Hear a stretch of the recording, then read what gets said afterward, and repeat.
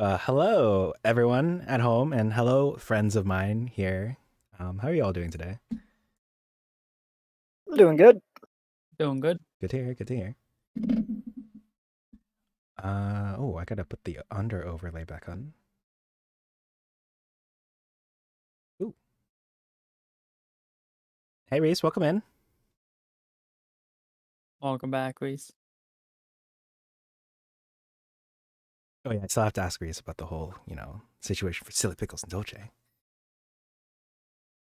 guess I could do that here, but anyway, Braylep, did you want to recap from last time, or should I recap from last time?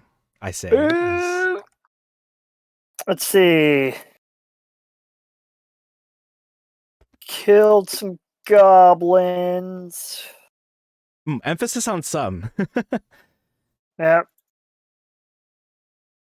And then we went north, and I don't actually remember.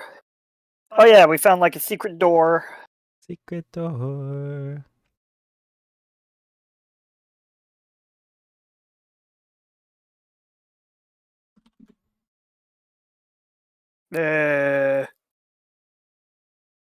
Oh, wait, by secret door, do you mean the secret? Sorry, do you mean the wall with the eye holes in it so that people on the inside could creep on people entering the dungeon?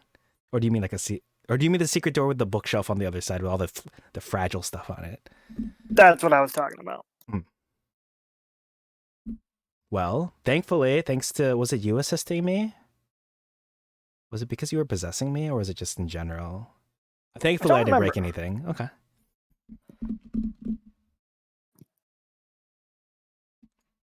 And then we almost died. Yep. Which is nothing new for us. Who? Right. I mean, I could. Oh, do you have Where is this? I guess I'll take us over then. My favorite part was when Dolce picked up that fancy new sword. Oh yeah. So I picked up the sword that I'll never be able to put down again. You know, it's like a really good book, except for the fact that it teleports back into my hand every time I try to let go of it. Yep. Normal D&D things. Totally not suspicious at all. Nope, not at all. Okay. Sorry. Well, we barely escaped with our lives. Made it back here. Dolce had the nerve to ask their mysterious benefactor, "Hey buddy, what can you tell me about this sword?"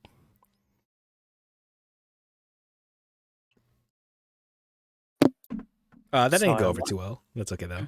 I want to run that by me again. Oh, what just happened now? Oh, I had asked Maliel about the sword, but then Maliel said, "Oh, I'm not gonna deign to the trinkets that dark evil person the fifth has in his house." I don't know. I'm not, man. Halister Blackcloak. I'm not sure where he got the fifth in that title, but it's because of all the time hanging out in the Journeys to the Radiant Citadel with Squeakers the Third. You know, not actually the third, of course.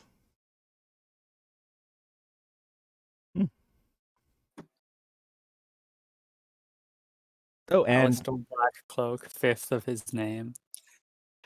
Yeah, he just changes his name. He pays the legal fees to go to the judge, but he just changes it to Alistair Blackcloak each time because he's like, "Yeah, my name is just so cool." Yeah. I refuse to have any other name, but I also will just keep adding on another number at the end every time I've gone through like a normal human lifespan. That's a good way to keep track. Yeah. Because who remembers how old they are after you get to a certain age, right? Exactly. Okay, there's the music. All right, thank you. So, yeah, a couple other fun things that happened last time. You guys had a fun fight with a couple of Grells, these floating brain beak tentacle monsters. Boy. That almost killed Dolce, pretty lightly. And then you guys went on to fight a whole ton of bandits. You managed to get all but 2 of them, and then the last 2 managed to put enough fear of God into you guys that you both dipped out of there because you both almost died. Yeah. Like if I took one more hit, you had enough health that even though if you took half of that, you would also go down. I had like 2 health left. Yeah, and I had like 7. If memory serves correctly, Dolce had 6 and Silly Pickles had 3. So any attack that would have been enough to bring down Dolce would have brought down both of you. Yeah, those are beefy because the last 2, they were like, at least one was a captain of some sort, which means they get extra something that I am not privy to. I don't think we even properly fought him. Nope. Nope. He didn't. I think he got like 1 or 2 attacks off, but I don't think he ever actually hit you guys. I could be wrong about that. I know we have at least 1 new person in our chat today, so I'm just gonna quickly go over some basic stuff about the party and stuff again. We've got Dolce. She is a human fighter who fights with umbrellas, except now she has a sword permanently hot glued to her hand. So she fights with 1 umbrella and 1 actual weapon now. That's me. And our other player is Silly Pickles. She is a ghost and has all kinds of interesting ghost powers, such as flinging objects at enemies in a spooky fashion to deal damage, and also possessing people, both enemies and also Dolce. And whenever the person that is being possessed by Silly Pickles takes damage, Silly Pickles takes half of that damage. Hence why 1 attack could have killed both of these guys last time, because Silly Pickles was, for safety, ironically of all things, possessing Dolce, because Dolce has a higher AC. Efficient. Yep. We're just making it, doing them a favor, being like, hey, look, you can hit both of us at the same time now. And as one last thing, so people know so that everyone knows the stakes, these 2 have also signed a contract with a devil who will bring them back to life should the entire party wipe in a fight. But if only some people die in that fight, then they stay dead. So if both of them did go down during that last fight and they did die, they would have both ultimately been fine, probably. But also they would both have to add an extra notch to their death counter. Of which we have many between the 2 of us. Yeah, both of these characters have canonically both died in the past. I mean, one of them is a ghost. So that's kind of obvious.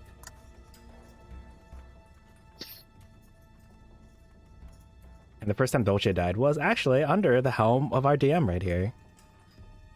Yep. She got killed instantly. Mm-hmm. Like 1 hit kill. It was very fun. And Lightning coined the phrase "fuck obliterated." That was a good time. Alright, so after you guys fled from that fight last time, you did come back to the safe room underneath to rest on the big ominous pentagram stolen from Google. You guys did get a long rest, so you should hopefully be all rested up and ready to go. I believe I am. Let me just double check. Yep. So if I remember right, we have basically 2 ways to go, and both of them are filled with enemies who kicked our ass. Oh, right. We still have to get revenge on that first group of people. I have a big list of people to get revenge on. Now, it's been a couple days since the first one, I think. So maybe they've restocked. Right. Who knows? And reproduced. Goblins breed in like 24 hours, right? God. They're like fully grown. Oh, Lord. Yeah, you guys have to kill at least 15 goblins between every long rest, or they're just going to like but they're just going to inevitably outnumber you eventually anyway. There's at least 16 born and ready to fight every day. All of the black of the map that you refilled in after we left no. is just filled with goblins now. Oh no. Every tile. Oh yeah, I forgot I did that. Yep. Makes it a little confusing to remember where we've been. Goblin, goblin, goblin, goblin, goblin. Like rabbits. Goblin. So, do you want to go fight some goblins or fight those weird bandits who were vampires? Oh, right. They have the vampire token on them, which was confusing for me as a player, but not confusing to Dolce as a character because she was just out there fighting for her life. Yeah, those guys are fun. Vampire bandits. So that's a fun one.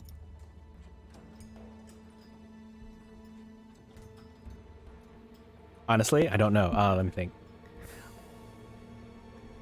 Well, I feel like the vampires, just kidding. The bandits are closer. Perhaps we head that way first? Sorry, say that again? Oh, Dolce was saying perhaps we'll head to the bandits because they're closer. Agreed. All right, off we go.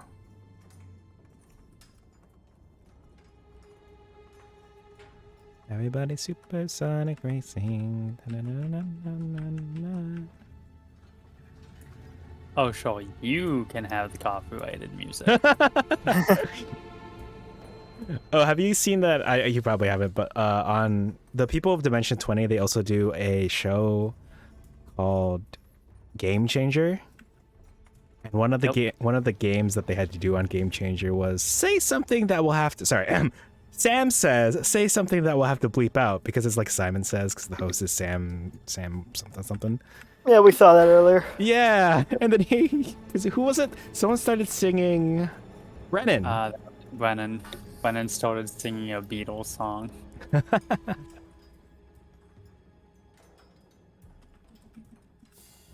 That was a fun one. Yeah. I love Brennan. I wonder if that one was just a more recent episode. It seems to be getting passed around a good amount right now. Right. Yeah, I could have sworn I saw it before, but then I saw it a lot more recently, so maybe I'm just Berenstain burying myself, Nelson Mandela-ing myself, and it actually is new.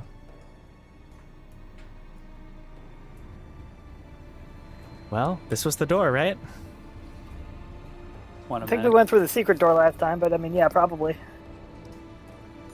Dolce will carefully inspect this door for traps. They trapped it since the last time we were there. Right, maybe. It's been at least 8 hours, or 6. Oh, can I get an investigation roll then? Yes. First roll of the night.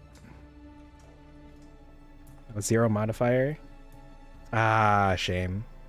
You do not find any traps. Okay. Dolce will open the door.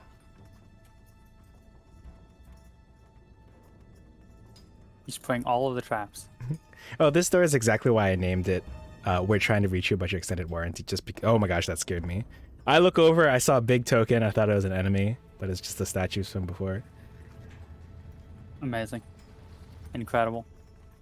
You open the door, and the room that you looked into before is surprisingly still here and completely vacant. Not that it had anyone in here before anyway. Okay. Dolce will kind of whisper over to Silly Pickles, "Hey, looks like the coast is clear as far as I can tell," she says, raising up her left umbrella, which has the light spell cast on it. Oh, that's good. Yes. Unfortunately, Dolce does not have dark vision, which has been a big problem. But it's fine. Your new sword that is stitched to your hand always is giving off 10 feet of light. It's like attracting moths to a flame, except I'm the flame, and I'm not harmful to the moths. The moths are harmful to me. I feel like we've lost the metaphor a little bit, and but yeah. All right, she'll step in. Okay.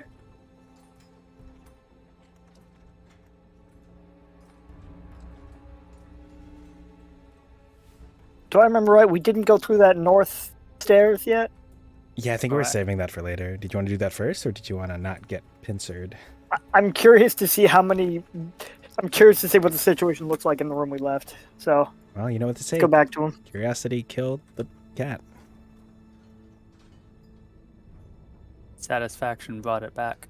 Oh, thank you. I always I much prefer the full quotes for things. Everyone always cites blood is thicker than water, but it's the blood of the covenant is thicker than the water of the womb, which is the complete opposite. Yep. A wall.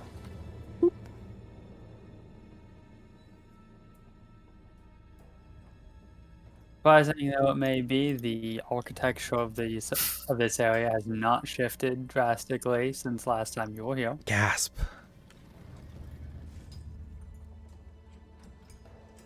There's just 6 goblins in here holding their action just like 2 episodes ago.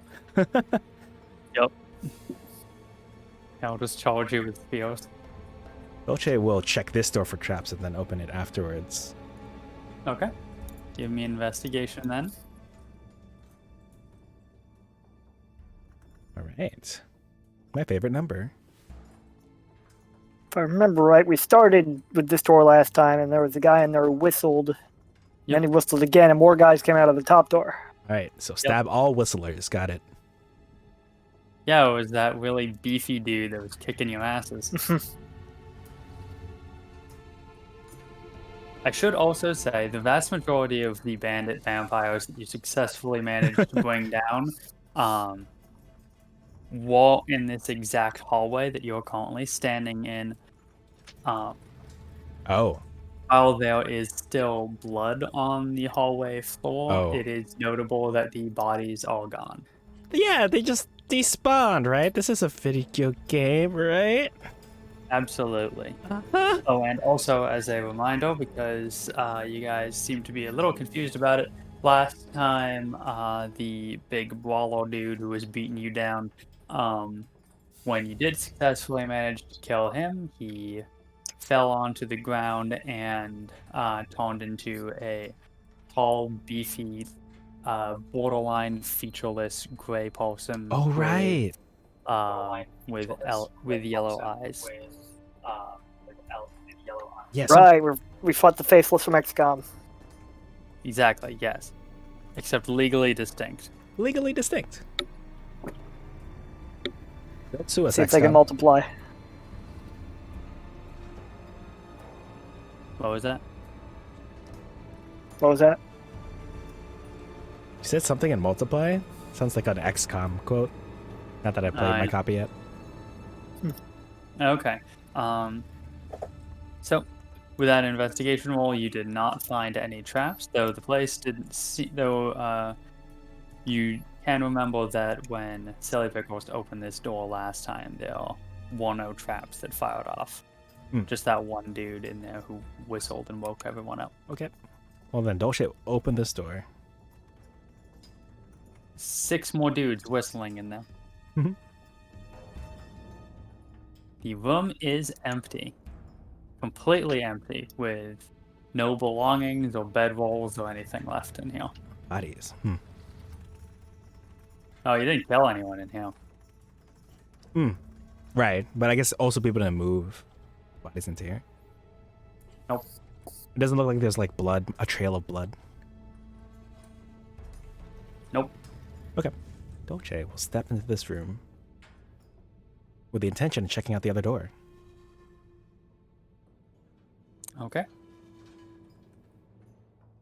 Which she'll investigate for traps and then open depending on how that goes.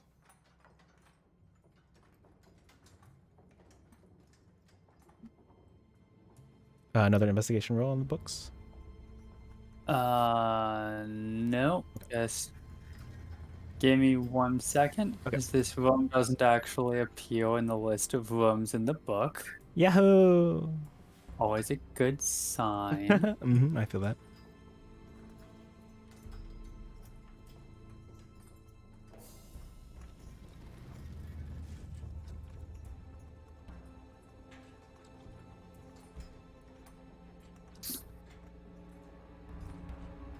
Have you all seen that new meal at McDonald's called the Cardi B offset meal or something like that?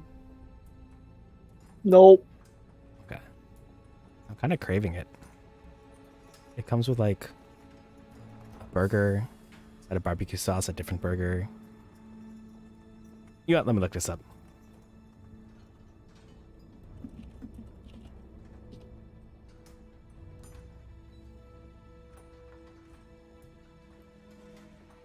Yep, there was no mention of this room anywhere in the book. That's fun. Yay! It's a secret room that even the creators don't know about. Whoa! That just means that I get to make shit up now. Mhm. You get to see my horrible improv skills.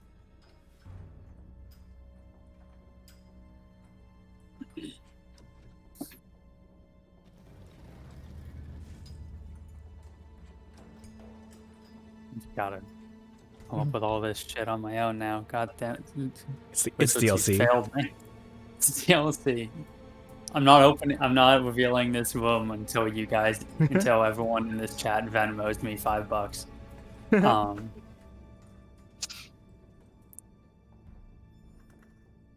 Yeah, this seems as good a time as any.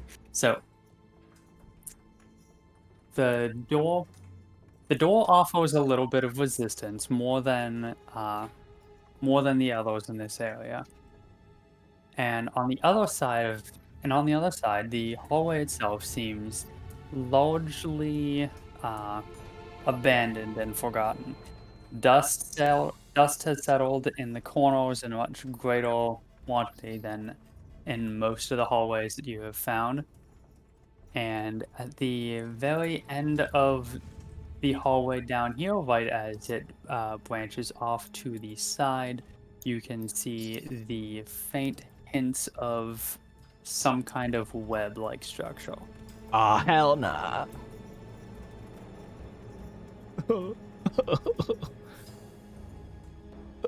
Well, Seems to be the problem. nothing. Dolce will relay this terrifying information to Silly Pickles.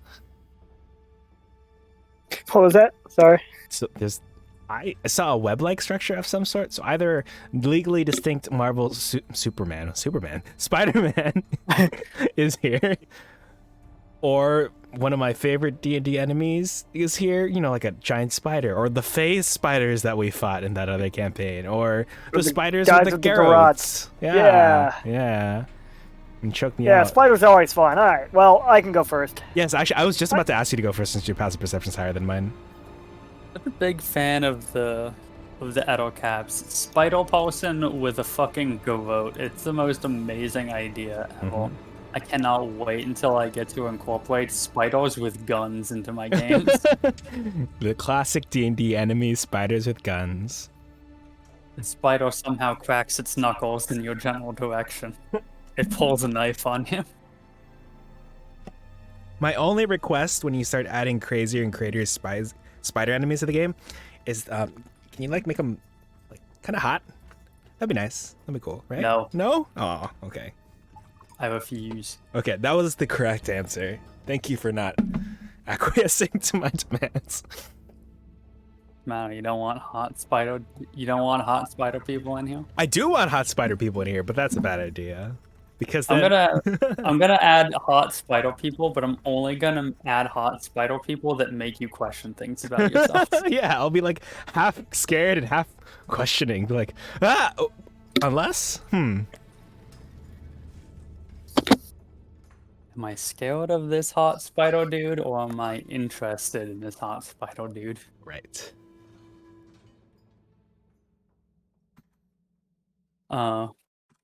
Wolby's bro calls for no hot spiders.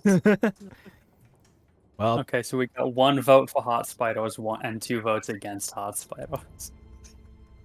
We'll put that on the back burner for now. I'll do a vote towards hot spiders. woo, that's 2 more votes for hot spiders. All right, cool. So we're looking in favor of hot spiders at this point. If anyone else wants to chime in to save the campaign before we get hot spiders added in. Wolby's bro, I've got a commission idea for you. Oh, I love this. The whole watch your punctuation, your grammar. Let's eat grandma. Let's eat grandma. No hot spiders? No. Hot spiders. Okay. So as you continue onwards into the hallway, the hint of webs has picked up into a much larger quantity. The walls seem to be almost covered in web at this point. It is certainly possible to see the structure underneath, but it is becoming much more obscured. Hmm. Well, as long as they're not cockatrices. One of Dolce's greatest fears. Am I immune to being petrified? I hope I am. Yes, I am. That reminds me, I gotta add more cockatrices to these games. I fucking love cockatrices. Find 6 cockatrices at the end of the hallway. I'm completely changing the vibe of this hallway. It's like, what? Cockatrices are going to shoot the webs out from? Their beaks? Their little head things? What the heck? What webs? I was talking. I said there were colorful feathers strewn throughout. Oh, my bad. I understand they sound similar. Yeah, English isn't my first language, so... English is my first language. That was a bad joke.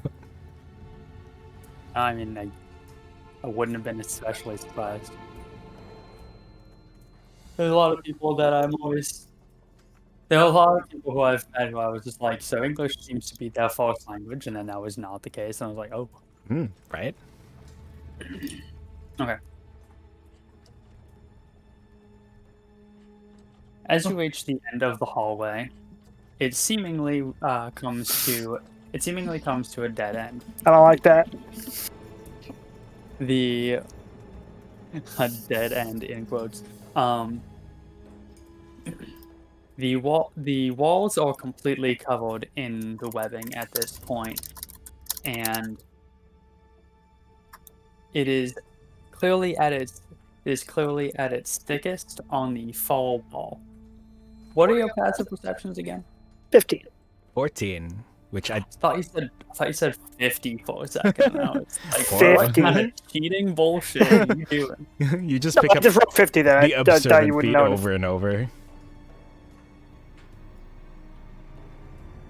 So, Silly Pickles, with your passive perception, you're able to notice that there is one specific, very subtle ring in the webs at its thickest point. There was a slight but distinct gap between one section of webs and the edge of that ring.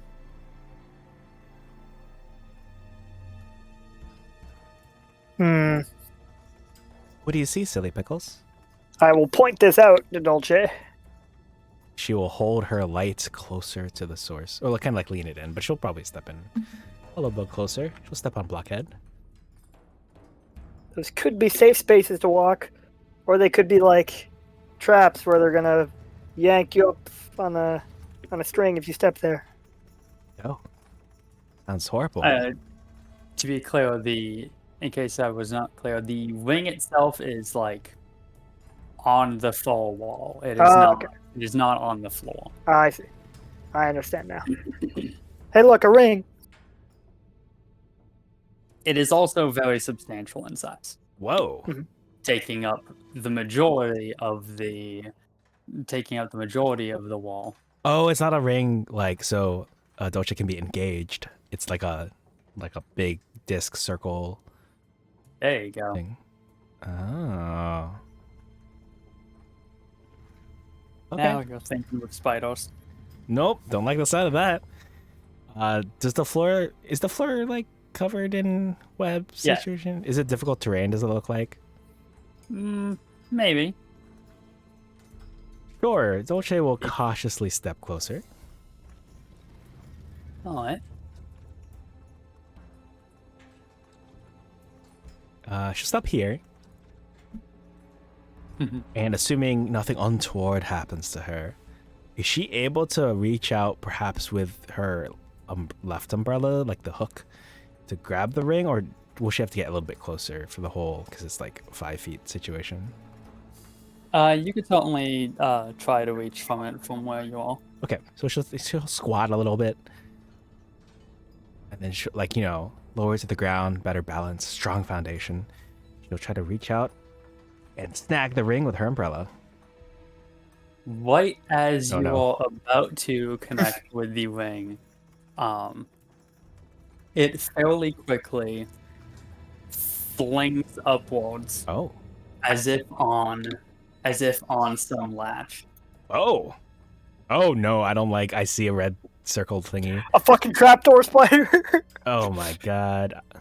And I appreciate the token, by the way. yes, thank you.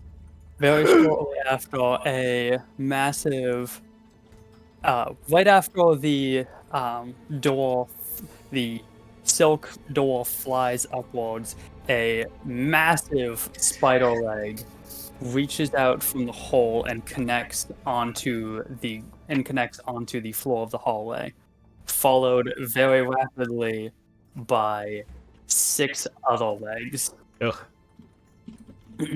Connecting at various points along the wall. Yes. No, you see the chat. Yo, hot spider, yeah.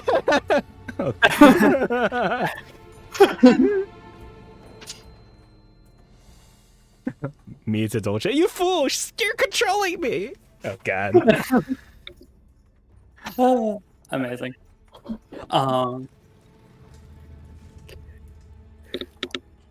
And then right after, all 6 of these legs have connected to various parts of the floor, walls, and ceiling. They all pull the center mass of the heretofore unseen creature,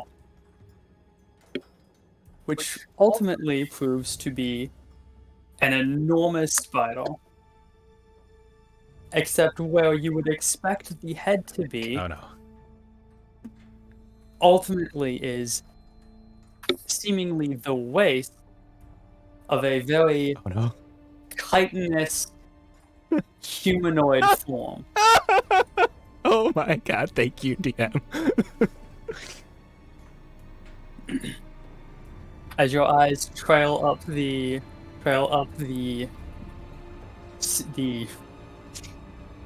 exoskeleton covered torso, you see 2 largely humanoid arms ending in 5-fingered hands, with the fingertips, almost claw tips, touching right up against the tips of one another. Ooh.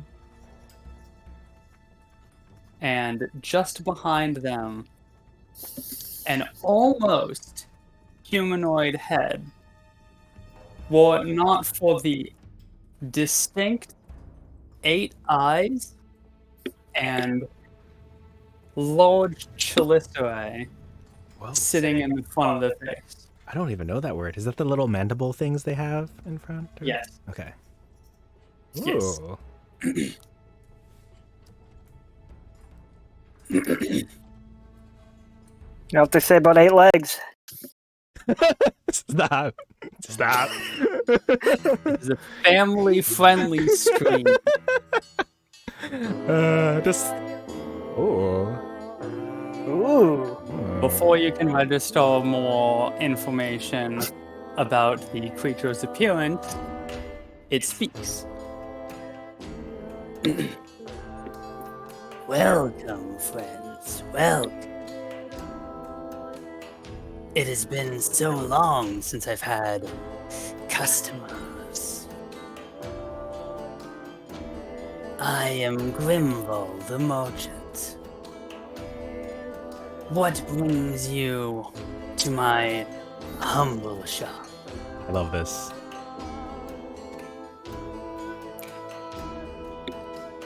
Well, we originally came for revenge, but the people we were getting revenge on aren't here anymore. Yeah, actually, do you know what happened to them? They looked kind of like this, and she like gestures the height, and she like makes a face as if, like, yeah, I'm a bandit. And they seemed very mean.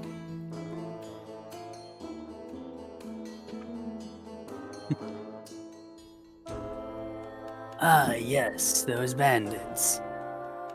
No, I do not know what has happened with them.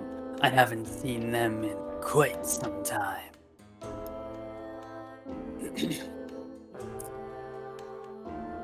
Okay. Well, One of their number disappears and suddenly they don't want to do business anymore. oh, I'm sorry. Were they your customers before? Business partners, perhaps? Customers, yes. Once, anyway. Oh, well, that is a shame. But your wares, what wares do you have for sale? I'm sure we would love to take a look, right? I mean, we don't really have any money, but yeah, sure. I like window shopping. I mean, I've got a rainy day fund. Actually, what do we have? Don't we have money? I started with 1 gold piece. Oh wait, we found like 5 gold off of some of the bugbears. Let me check my notes. There might yeah. have been more money in some of those vampire Yeah. bandits, but we didn't have time to loot the bodies. We have at least 5. If our ATM allows me the 10 from my background, we have at least 5. I like window shopping anyway, so I'm down to look at the wares. Plus, like, I have literally not seen a spider adjacent shopkeeper since my first time playing Undertale, so I would love to see the wares. Did this hotkey stop walking? Hmm? No, it's just not walking for this guy. That is so Oh, weird. roll 20 being roll 20 again. It's literally just this guy. It's walking for everything else. Amazing. It's because it's in the room that doesn't exist, so the hotkeys also don't work. So meta.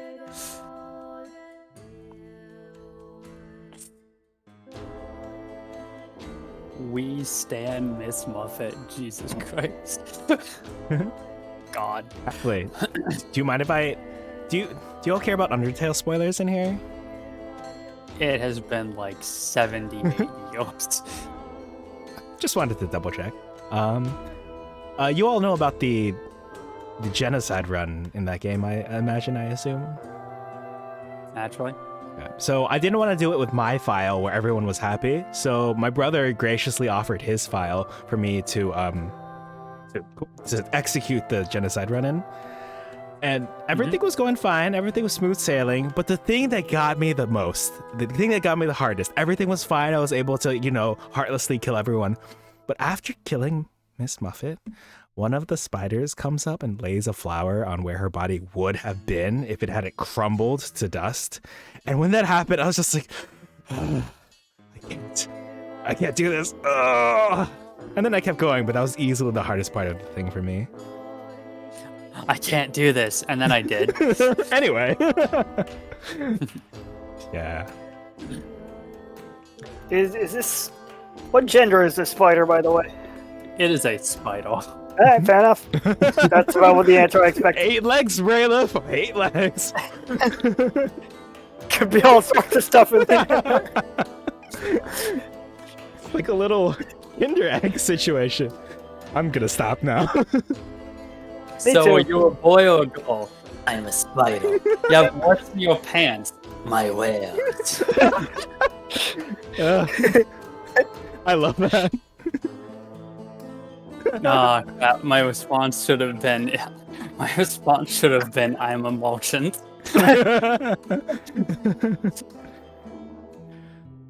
Anyway. We have fun here. I need to find the Little Mermaid comic and just paste some of our characters in place of all the people. It's a picture of Grimble, 8 legs.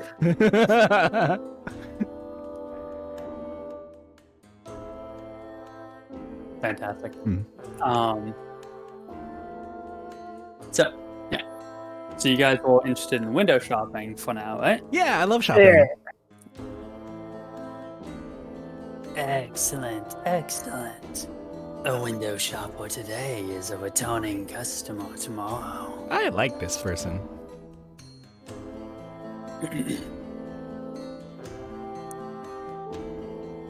So, Grimvol reaches behind himself and pulls out their. And actually, no. Even better, actually. Don't step into my shop. And then Grimvol will disappear behind the trap door of Silt, Ooh, inviting you to follow. The door stays open for now. seems legit to me. Something spider Yeah, okay, fly. sure. Let's go. Oh, she strolls right I mean, in. if this is a trap, I respect the hustle. Like, I appreciate creativity in traps, so if this is a trap, by all means, perhaps it was my time. Grimvol, you can now see Grimvol's entire form. Their abdomen, their body ultimately is quite large, but not nearly as large as the massive pack that they wear on their back that seems to hold all of their merchandise. One by one, they pull out enough. They pull out their wares to set them up for display, along with little price tags. Grimvol ultimately sets out many things. Grimvol sets out 5 potions of healing, a bag of holding. These all have labels, in case that's unclear. 1 scroll of cure wounds, 1 scroll of color spray, 2 scroll cases, each of which can hold 10 scrolls, 3 bottles of antitoxin, 2 bags of caltrops, a hooded lantern, and a carved stick with the label Wand of Secrets. Rayleigh, have you had one of those before, right? I believe so. Well, probably more handy in this dungeon than it was in that one. Wow, you have a lot of great stuff here. This, might I say, I believe this is the best selection I've seen in a long time. Thank you. I try. Cannot wait to hear what this voice sounds like in the VOD. I like it. I take the voice personally. Oh yeah. I've been looking forward to revealing this character for a while. Nice. Me too. Actually, when you started explaining the spider, but then like from where the head should be, like the abdomen of like a what appears to be a human body, I was like, wait, did you just load this in when I wished for a for Nope. certain spider situation? I was like, wow, Merry Christmas to What me, an accommodating DM. Man, I wish there were some hot goth girl in this campaign. That would Yeah, that sure would be great, right? Hot goth girls in You my area. Dolce is white now. Oh, Get some true. black spray paint, you're good. Time to dye her hair. Get the eyeliner going. She already has the black like iris. Hold on, I purple said a iris. hot goth girl. That's so mean.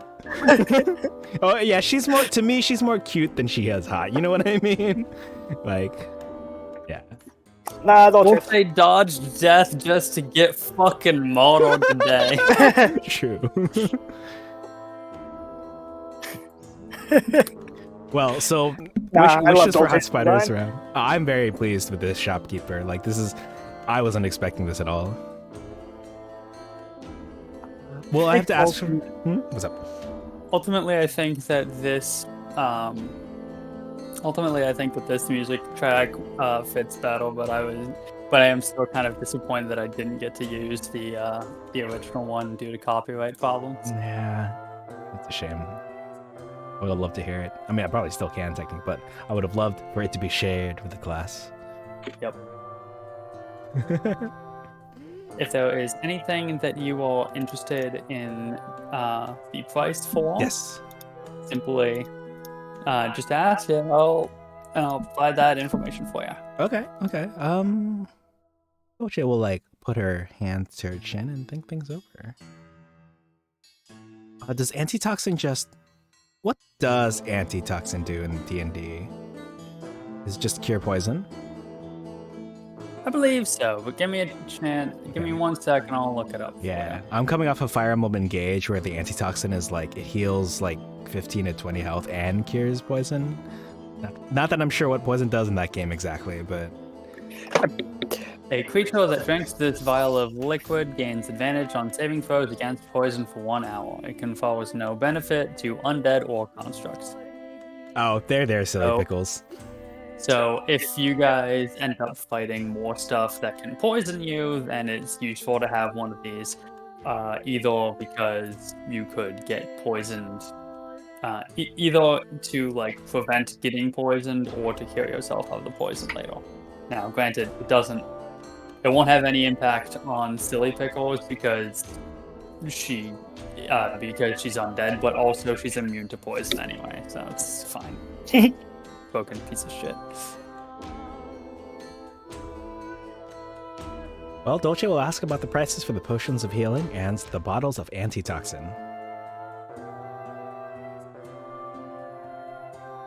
The potions of healing are 50 gold pieces each. Standard.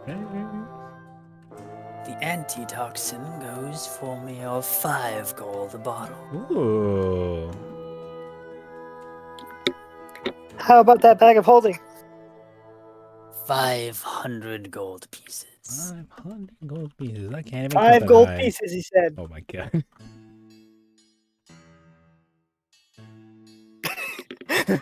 Oh, it's worth a try.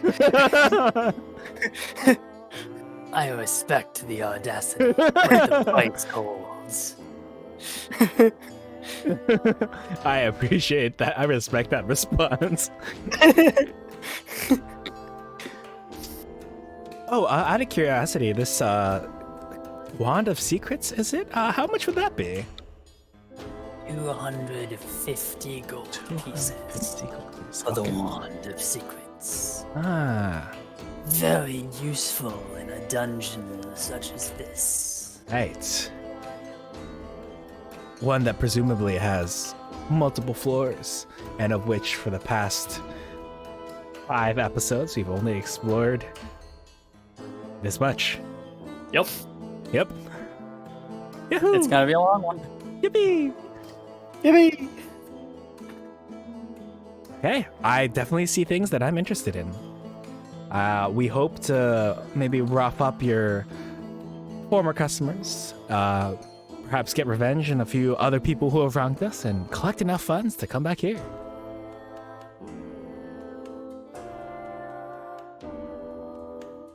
Please do. Please do. Alright, well, before we go, Dolce will we'll ask Silly Pickles if she thinks we need a bottle of antitoxin. It would just be for Dolce, because as we've established previously, Silly Pickles cannot be poisoned. She's okay either way. I mean, how much money do you have? I have the 5 gold we found. Me too. Well, Wait, if you want to spend your 5 gold on one, I'm not going to stop you. do we each get 5 gold? We did. Ah, I think there was 5 on each of them, and there were 2 of them at the time. okay. So I forgot that you have your own. Looks at your ghostly form. I forget you have your own money and inventory. I store it in Blockhead.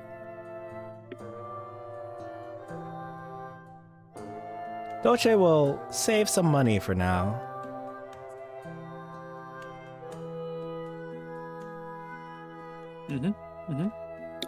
Yeah, I don't think there's anything I'll be buying. Very well. Well, Figured you wouldn't be buying anything on the false visit anyway. Dolce will turn to leave, just carefully stepping out of the situation. All right.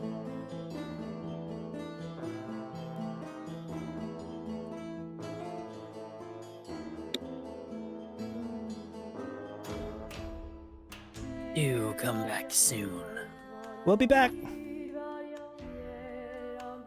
Well, at least one of us will be back. You know, you don't want to jinx it in case something goes wrong, but somehow our desire to shop will return, no matter what shape, form, or person it will take. Satisfy my lust for gold, and I shall satisfy your lust for power. Ooh, that's a sick line. Hastily scribbles that down. Right, well, I'll defer to having Silly Pickles take the lead. As you guys depart, Grimville once again disappears into the hole in the wall behind the trap door and closes the door behind them.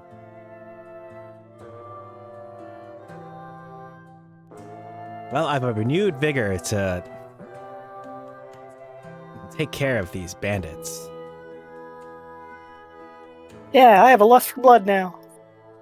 Oh, okay.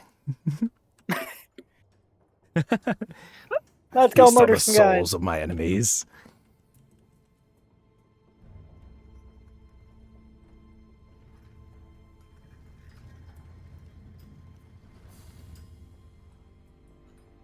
All right, Dolce will approach this door, check it for traps before opening it.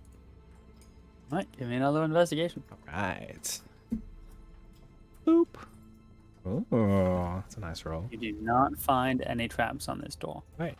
Dolce will open this door that led to certain death last time. Let's see what it leads to this time. The DC 20 trap that explodes in your face, killing you instantly, goes off, killing you instantly. Damn it. If only I hadn't rolled a 19. Well, that was a good run. All right, roll a new character. All right. I'll be bringing in my Aarakocra Sockhawk, Oh yeah. who I've not run for when did I start playing D&D? Like early 2020? 3 years. Nice. Right. The hallway is empty when you open the door. Dolce will check this next door out. Can't be too careful. All right. Might as well. Another investigation check. Sure. Ooh. You do not find anything. What a nice looking, totally trapless and safe door. She'll open it. Oh no. Similar to the last several rooms, this room is also empty. Devoid of life as well as death. And seemingly devoid of anything of worth.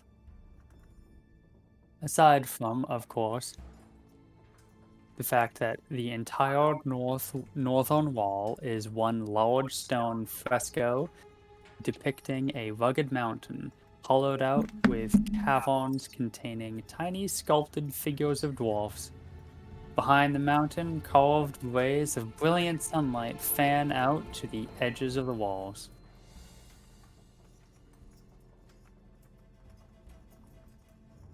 Cool. Wow, that actually looks really nice. I wouldn't mind something like this in my room, actually. Yep, you just cut out this entire stone wall and bring this back home. Wonder how much we could sell this to the merchant for. the mural that's literally around the corner. That's what we're literally just selling an NFT. You can't take the mural, but it's yours. For the record, we do not advocate NFTs here. I just gotta say. Dolce wants to test out something. She'll actually dismiss her light spell on her umbrella and see if the mural does anything in the dark. The mural does not do anything in the dark, though it is worth noting that you can't be in total darkness here because of the The sword. light emitting sword that is Okay. thrown onto your hand. Okay. Dolce says, "Oh, I forgot about this sword," and she'll like toss the sword to the south, like 20 feet. What was that last one? She'll toss the sword 20 feet to the south of her.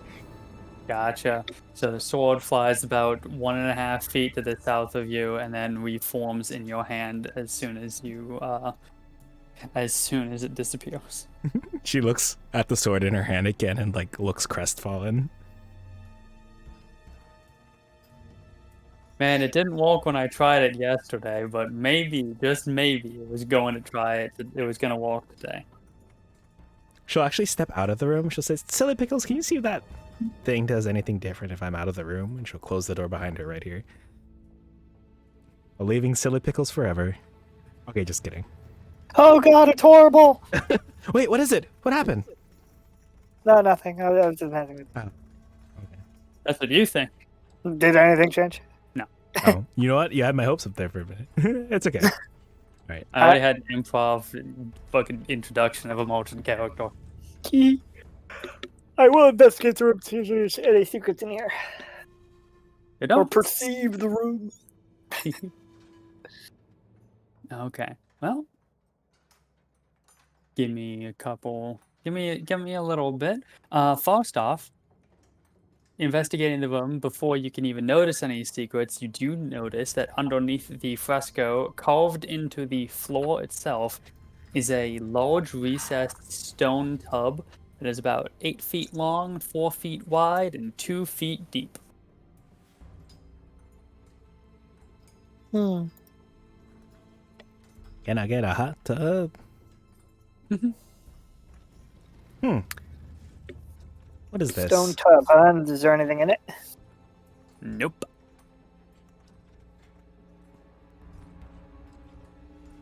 I float into it. Is it a secret door? The tub itself? No, the tub is not a secret door. It's not like a Dark Souls thing where the whole thing moves back and there's like a staircase or something. Dark Souls thing. That's a Scooby-Doo thing. That too. No, there's also a Dark Souls thing of getting into a coffin and coming out transgender. True. Oh. Get in the tub on the floor and come out as a boy ghost. Hey, Silly Pickles, how heavy is Blockhead? He's like 6 pounds plus whatever I put inside him. Oh. She looks between Blockhead and the tub. Oh, you want to give him a bath? Okay, that's not what I. Christ. She'll say, "Oh no, I was just thinking maybe if this particular tub is weight activated, maybe Blockhead would be enough weight to do something." Please don't give Blockhead a bath. I don't think we're classified as that kind of stream on Twitch. All right, I get to change the category to what is it? Hot tub pools, hot tubs, and beaches. What's it? Beaches and hot tubs, maybe. I don't know. I don't know for sure. That's a popular category. Evidently. Thought it was very entertaining to learn about that, though. Yeah, not that I Also- watch it or anything, though. Of course. So Silly Pickles I don't. was going to perceive the room, correct? Can I get... Yes. Well, actually, I don't need a perception check for this, actually, because your passive is high enough. So let's see.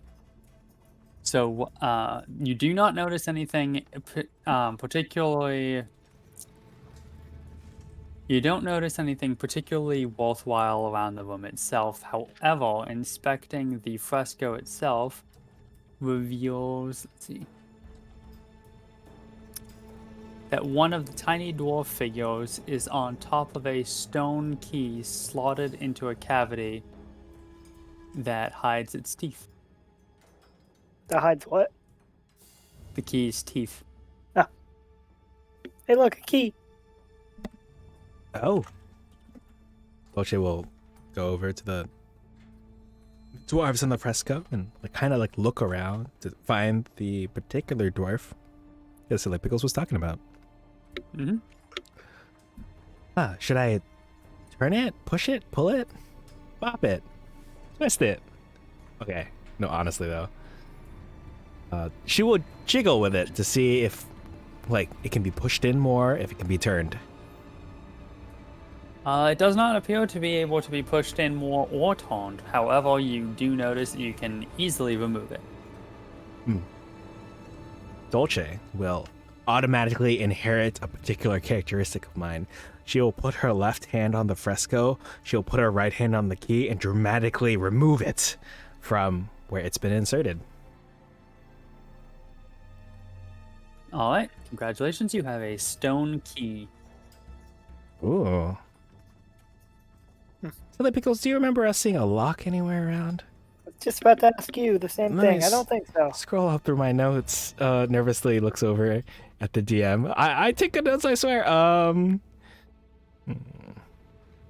I don't take good notes. Well, it might be good to keep this on hand. Yeah. Perhaps we should get into the habit of just straight up making notes on the map. Like, hey, locked door here. Oh, right. We do have that function. Not a terrible idea. Ow. Cool. Okay. But is there? Can I investigate this tub again? I know that I think Silly Pickles is doing some stuff with it, but perhaps there's a hole in the tub, like all tubs do. That's a cute key. Yeah, it's very well done. You're free to investigate, though though did not appear that there was anything in particular of note inside the tub. Okay. Dolce will just then pocket the key, and we can proceed to that northern corridor that we were interested in before. Sound good, Silly Pickles? Yeah. All right. We're off to see the wizard, the wonderful Alistair Blacklock. Singing is my passion. Oh, there weren't any keyholes on these statues, were there? No, there will not. Okay. Not yet. Pulls out drill. It's like a power drill. Don't think that one. I don't think it counts if you do it like that. I don't think that's gonna have any real purpose. No, I'm just The key imagining. fits. It doesn't do anything, but it fits. I'm imagining in Kingdom Hearts because Sora has to go around either like locking or unlocking like certain. You have to find the keyhole of the world, Sora. Sora just pulls out a power drill. All right, stand back. Let me make one real quick. There we go. Keyhole. Work smarter, not harder. Exactly.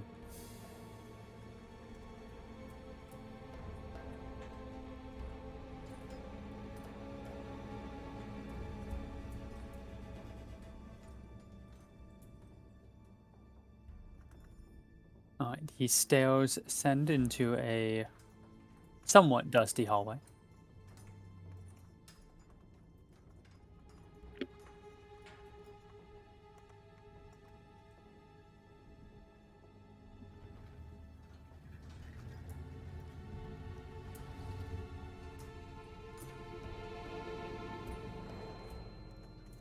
Ooh. I want to peek there up anything there at real the end quick. there? Yeah, let's take a closer look. I'm sure there might be something up here. Mhm.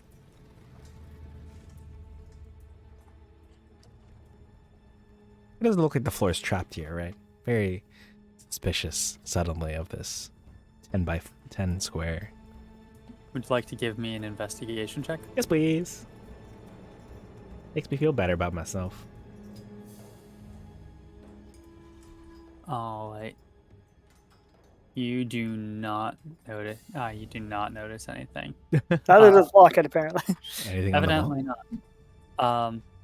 Anytime I ask you guys, and I guess it probably doesn't work universally. You guys can also roll perception here, whichever one is higher, I guess. Ooh. Oh, thank God. Do that now. Yeah, perception has a tendency to be higher for people than investigation. Wait, am I eligible for one or because I already rolled? It's just for next time for future reference. You can roll perception if you want. Okay, thank you. Oh. You do not find any traps. You do, however, pick up on this being the entrance to a secret door. All right, another creeper door. Maybe not. Who needs a wanted secret?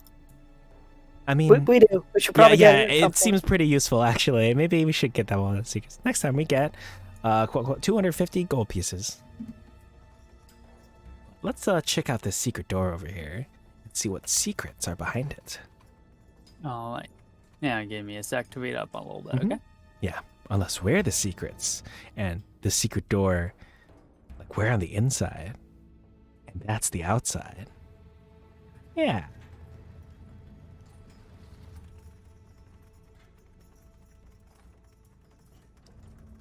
Secret door in the mega dungeon.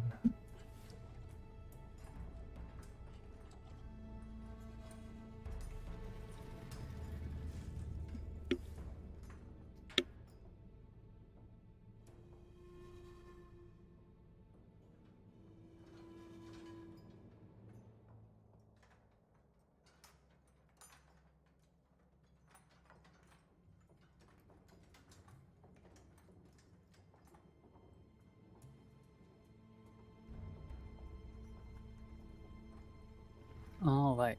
You also can notice a very small hole bored into the base of this door as well. Doesn't seem like it's big enough to walk as anything to like grab onto, but you seem to be able to grab onto this door to open it just fine otherwise. So you want to go inside, was it? Yeah. I want to check out the side. I love checking out the side stuff before the quote unquote main path. So yeah, I'll open it. Okay. As soon as you open the door, you can hear You can hear the mutterings of a middle-aged man who you have not heard before. He doesn't seem to have noticed you, but he does seem to be irritated about something.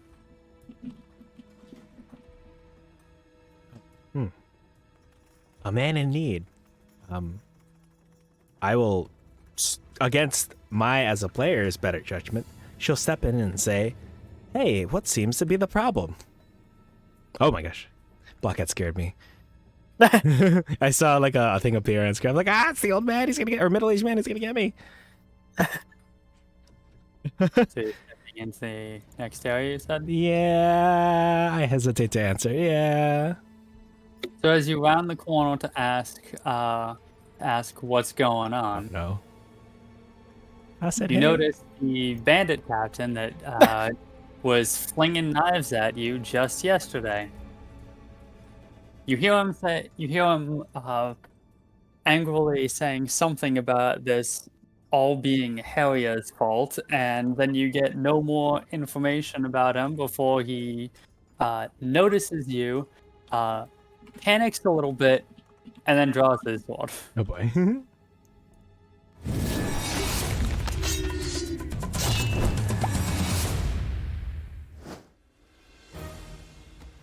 Oh boy. I think that's the first time that I remember one of us getting a nat 20 or nat 1 on initiative. Oh shit, he's gone first though. Yeah, because he wants to befriend me first, because as we establish, everyone thinks I'm hot or whatever. Yeah.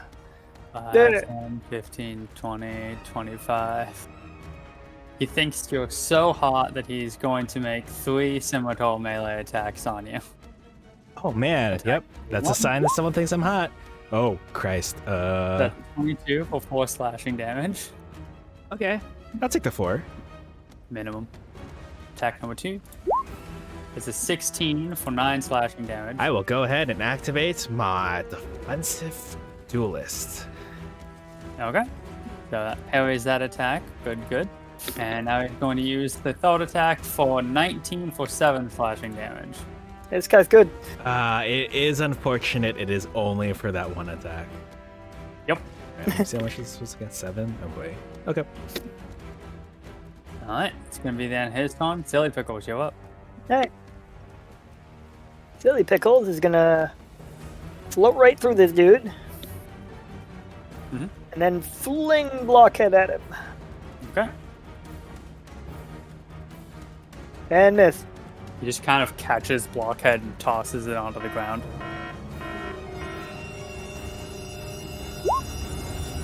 I'll pass my turn. Dolce, you up? Okay. Dolce will chuckle. She says, 15 minutes before she dies and takes lethal damage, she will chuckle and say, "This is how it's done." She will strike the bandit captain straight on with the magical, totally not cursed longsword that she has. Keep telling yourself that, bud. Okay. Oh my gosh, what the heck is going on here? Well, you are flanking with Silly Pickles due to some kind of legalese bullshit. Yay! So that does hit. Yay! Thanks, Silly Pickles. Hee Alright, so that is 6 slashing damage. We got him on the ropes. Yeah. Yeah. Dolce looks at the camera. Alright, I will activate my extra attack and strike again with the same glowing longsword. I'm like whipping it, kind of like, ooh, see, like follow the, I guess when like magicians like, follow the wand, follow the stick, and then they do the trick. It's like that. Yeah. Right, 17. Alright, that does hit. Okay. Okay. And then with her bonus action, she will strike with her offhand umbrella. And that hits.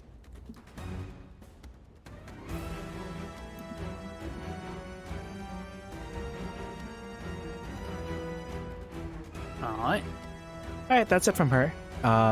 She'll like bring the umbrella back and kind of like have it off to her side, and she'll have the cursed longsword in front of her, and she'll anticipate the next attack and end her turn now. Alright. Recognizing the annoyance of the ghost, the captain is going to make 3 attacks on Silly Pickles now. I'd like to see you try. Attack number 1. Oh! So that's a hit for 3 slashing damage. Because of course you get to cut the damage in half by being a ghost. Cheeto. Attack number 2. I'd like to see you try that again. Aha! Did miss that time. And attack number 3, also a miss. And now he is going to, let's see, move here on top of Blockhead. Nice. That's cheating. A smart move. Silly Pickles, you're up. But it will be your downfall. That does hit for 7 bludgeoning damage. Wait, did you sock him in the nuts 7 ball again? damage. I just asked No. since Blockhead's directly below him. Yeah, I'm pretty sure the idea is that it got launched straight up into the guy's crotch. You think I can't flank you from here? I was thinking the same thing, actually. I could. I would just take 1d10 necrotic damage. Yep. Hey, you know what? Fuck it, I'm gonna try it. Also, being inside the wall, I'm not convinced that he would be, like, aware of your presence. So, Oh, that's valid. That makes sense. Okay, I do temporarily go inside the wall, and he'll just hear behind him. You think that's gonna stop me? How about that? I will end my turn. alright.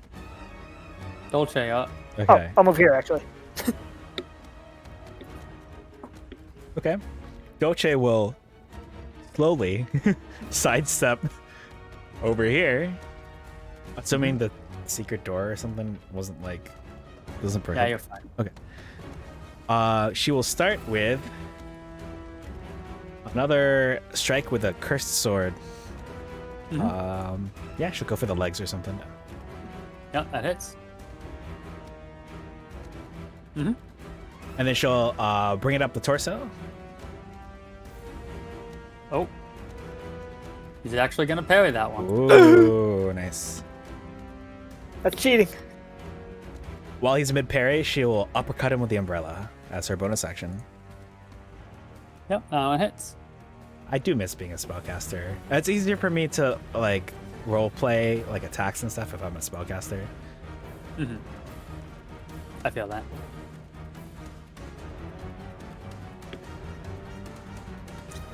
All right. Anything else from you? Nope. She'll just this time she'll hold both weapons out in front of her as she anticipates the next attack and will end her turn. All right. So this guy is going to move 1, 2, 3, 4, and attack you 3 times. Damn, bro. 1. I am but a humble anime girl. Let me see. That's a 23 for 9. I will go ahead and activate my the what is it called? The parry Yeah, wait. with a superiority die. So it'll be this plus my proficiency bonus because I haven't adjusted it yet to include it automatically. Oh Nice. yeah! So that's the whole 9, right? Yep. All back that is all right. Nice. All right. So that was attack number 1. Attack number 2. That one misses. Good. Attack number 3. It's a 22 for 8. All right, I'll take the 8.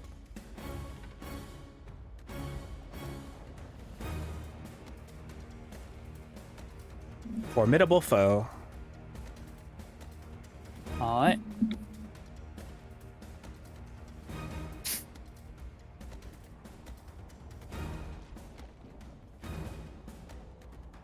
Yeah, I'll leave him now.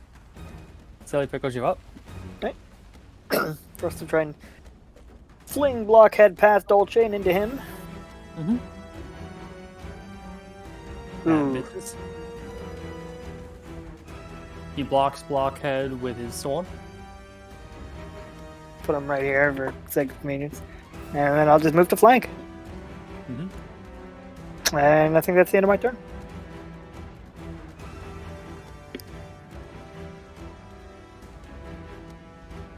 Dolce, you up? All right, Dolce she'll raise her right hand high and bring the sword down on her opponent. Yeah, that hits. Nice. With her bonus action, she'll take her left hand and uppercut her opponent, kind of trying to clock him right in the chin. Mm-hmm. And he is going to parry that one. Dang. And while he's mid parry, she'll go back in with her right sword and try to slash him right through the torso. Yep, that hits. Alright. Right, she'll bring both weapons in to be in front of her, kind of like facing straight up, and she'll end her turn. Okay. This guy is going to move here, risking an attack from Dolce. What a smart move from this person. All right, she will strike with the longsword. Alright. I can never remember how that works on... You technically make the attack like when you're still in the base, in the original space, right? I believe so. That's the way I run it. Like they're attempting to leave the space. Yeah. So then that does hit. So she'll roll the damage. Take that. Minimum damage. Alright. And now he is going to make 3 attacks against Silly Pickles. Hey. 1, that misses. 2, that misses. 3, that's a hit for 2 whole damage. Oh! It can be so weirdly difficult to damage this character. My AC is quite low. Yeah, but you just cut all of the damage in half at this point in the game. Like, no one has magic yet. But when they do, oh boy. Yep. Silly Pickles, you up? Alright, Blockhead, let's get your shit together. Alright, another nat 1.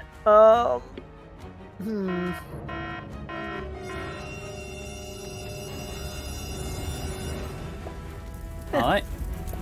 Anything else? Do I want anything else? We've had 3 nat 1s and no nat 20s to my knowledge. Ah, chump. Not counting the one that like got discounted because I actually did have advantage, and I prematurely put in that one alert for it. So there's 3.5 nat 1s and 0 nat 20s. Can I escape him by phasing into the wall and then flying away? I'd give him an attack of opportunity before you left. Ultimately, I think you're fine to do that if you so choose, though.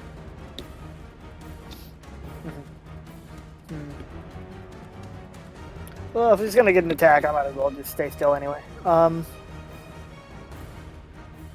Yeah, fuck, I'll just stay here. Okay, Dolce, you're up. Right. Dolce will move in here next to or on top of Blockhead.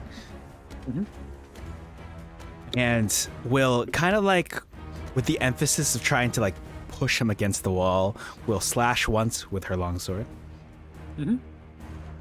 That does miss. She will kind of like slash. She'll twist her wrist and slash back again with it. Yep, I would say that walks. Woohoo! There's your first net 20. Let's go. Alright, so that is 11 slashing damage. And then for her final attack, she'll use her bonus action to like conk him in the head with the umbrella. Ugh. And you do miss on that one. Wait, she'll hold her longsword straight up in front of her.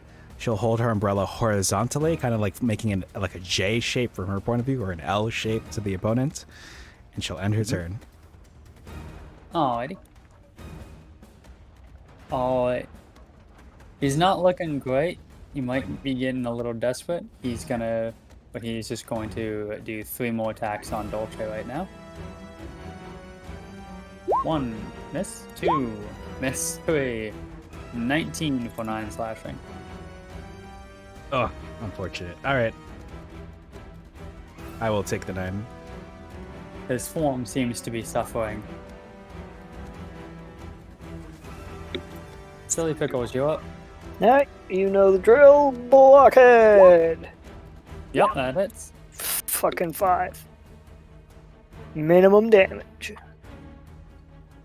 Amazing. Finish him off, Dolce! Now end it there. Dolce, you're up. All right. Dolce is also looking rough, so she will actually activate one of her killing arts.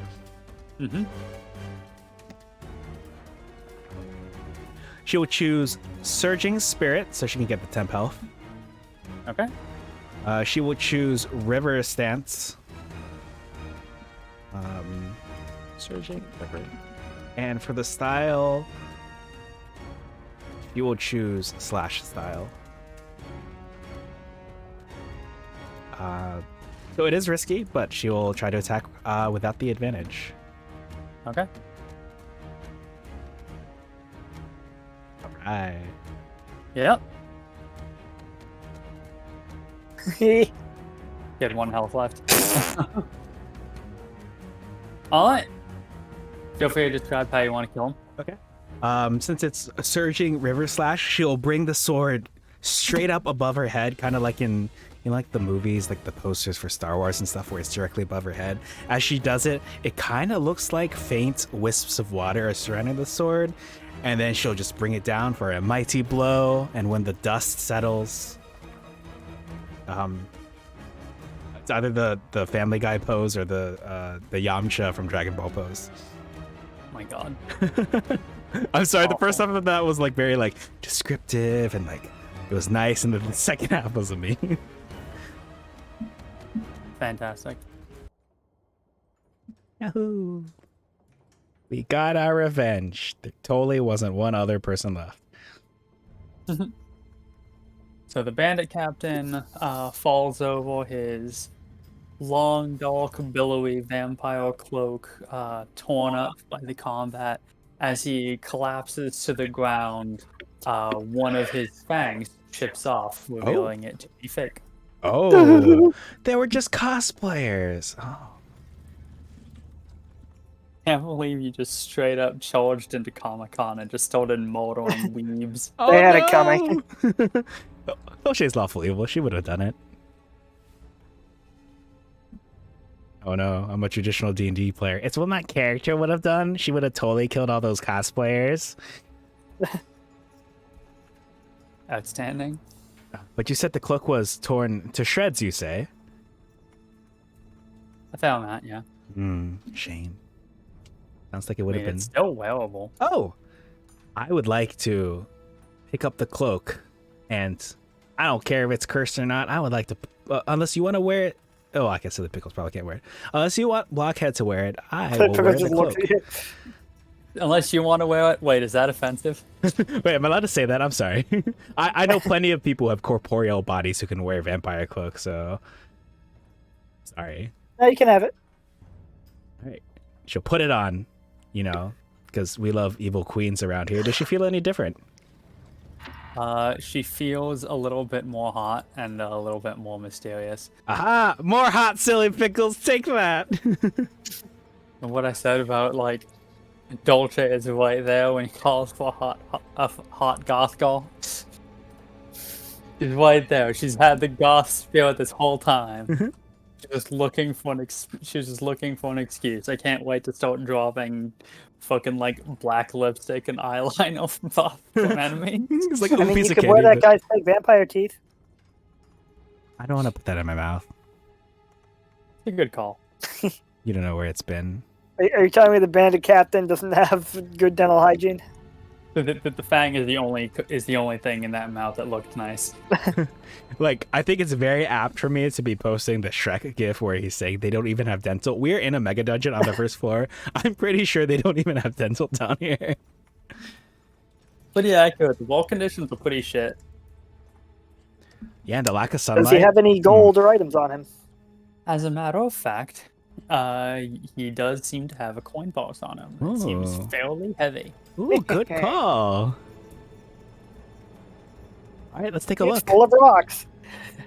It's they all say "fuck you" on them for some reason. Oh yeah, but what is in this totally not cursed coin purse?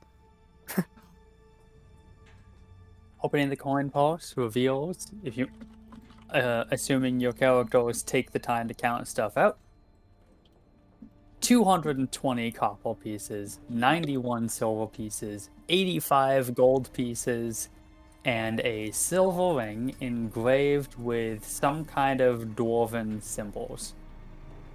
Ones that you don't know you don't necessarily know their actual meaning or origin, or in most humanoid society associated with fertility and sexual potency. Christ. Okay. So as a recap, that is 220 copper, 91 silver, 85 gold, and a ring of Viagra. Did you name that or the module name that? Neither.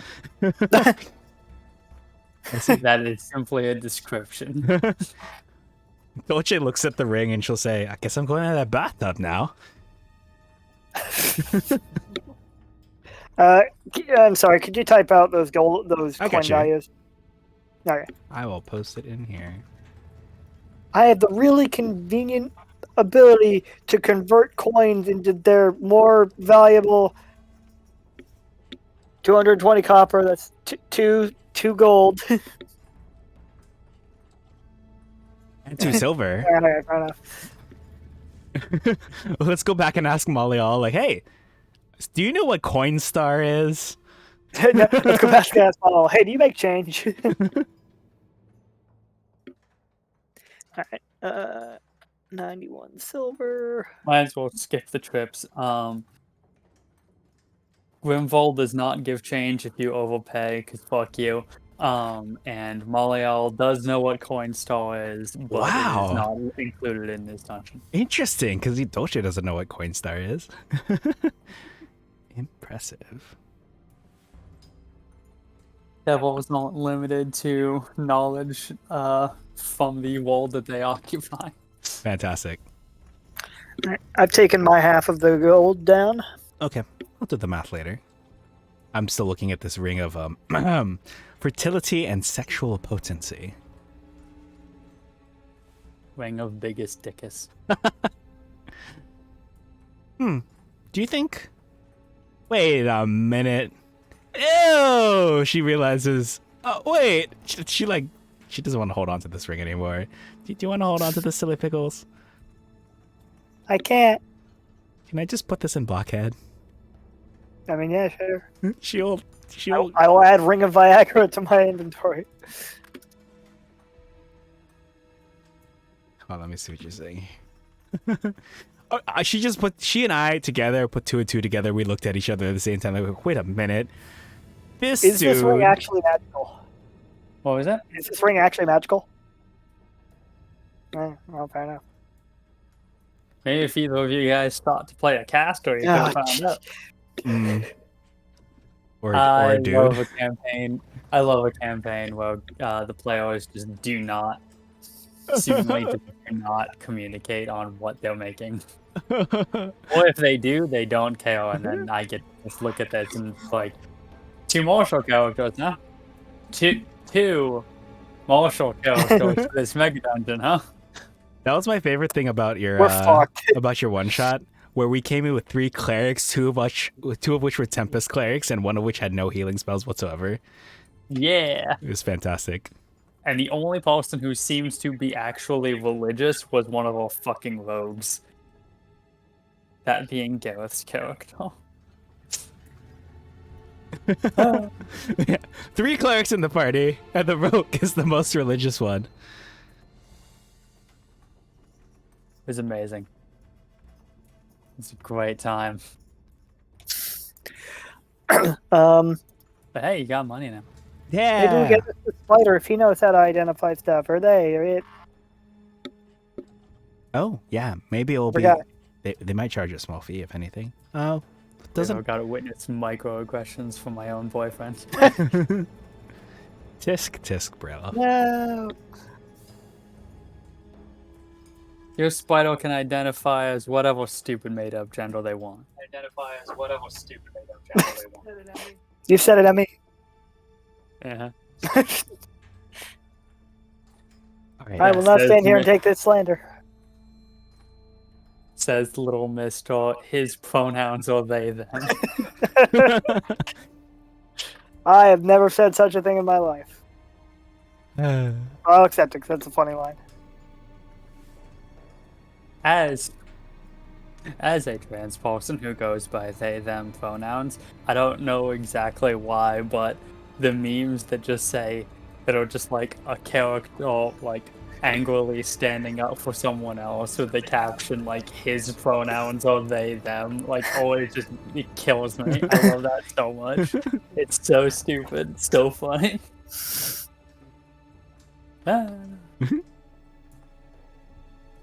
Alright. You guys have killed a man. You have reached out to him about his dungeon's extended warranty. Just killed a man. Killed the fuck out of him. Destroyed his dental records. And looted his corpse. What you gonna do now? Both of his money and his swag. I don't think he had swag. Congratulations, then I guess Dolce doesn't either. Man, I thought you're getting roasted twice this session. First, the thing about not being a hot girl, and now not having swag. Let's see here. Is there anything else in here? Welcome back, Pandy. Yeah, the dental records are they're important. They're vital. That's how you know that Dolce is an evil character, because she destroyed the dental records. Yep. At Now least they'll let the know guy it. be identified, right? Yeah, now they'll never be able to identify his corpse. It's like, More well, eye holes, I assume. it's like my uncle had this ring emphasizing fertility and sexual potency. Nope, nothing like that on here. Oh, well, guess that ain't him. I said I assume there are eye holes in this wall. No. Oh, interesting. There aren't eye holes in this one, there aren't eye holes in the other one. Suspicious.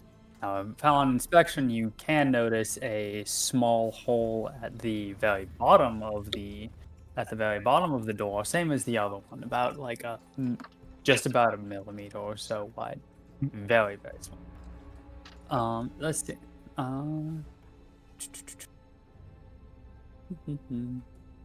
Yeah, just in case, Panda, you missed it, we obtained a ring with a silver ring with dwarven symbols off of this guy that we just, the bandit captain that we just dropped. And apparently the symbols represent fertility and sexual potency. Yep. Classic So, D&D. Now that you have an extra moment to take in the sights, you notice two fairly obvious things strewn around them. For starters, there's about a dozen empty bedrolls all around the dusty floor of this room.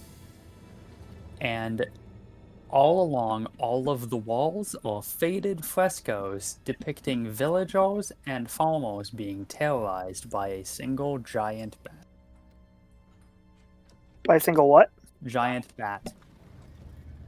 Huh.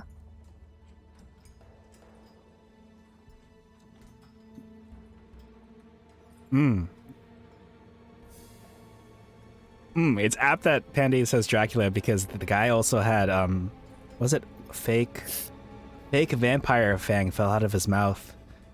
Yep. After we dropped him. The other three fake vampire fangs did not fall out, but you could technically, if you want to collect them, go rip them out.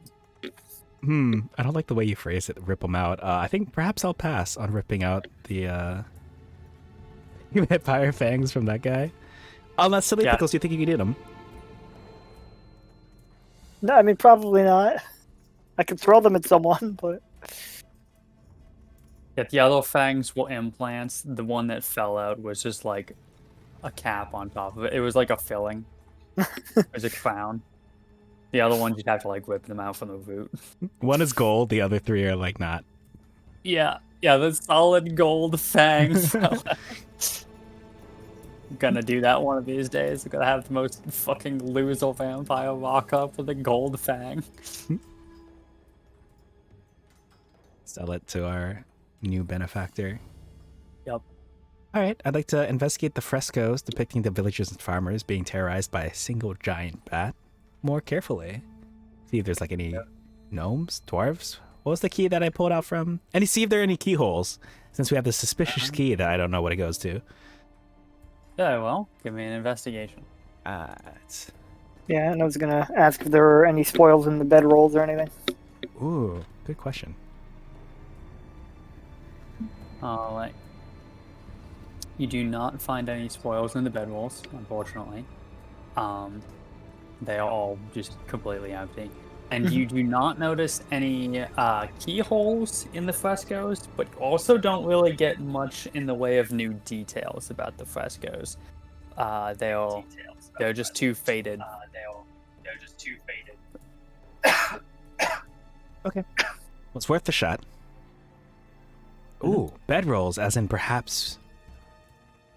Oh, okay, I'm not gonna ask for it. I'm probably fine. I'm not a warlock.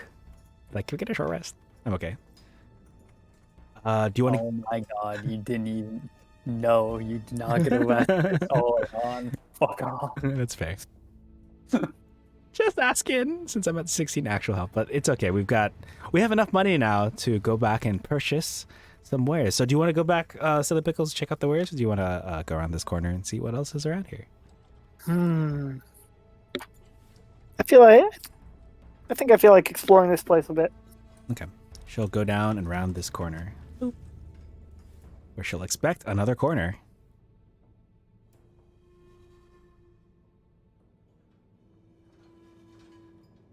Three corners. Alright, give me 1 sec. Mm-hmm.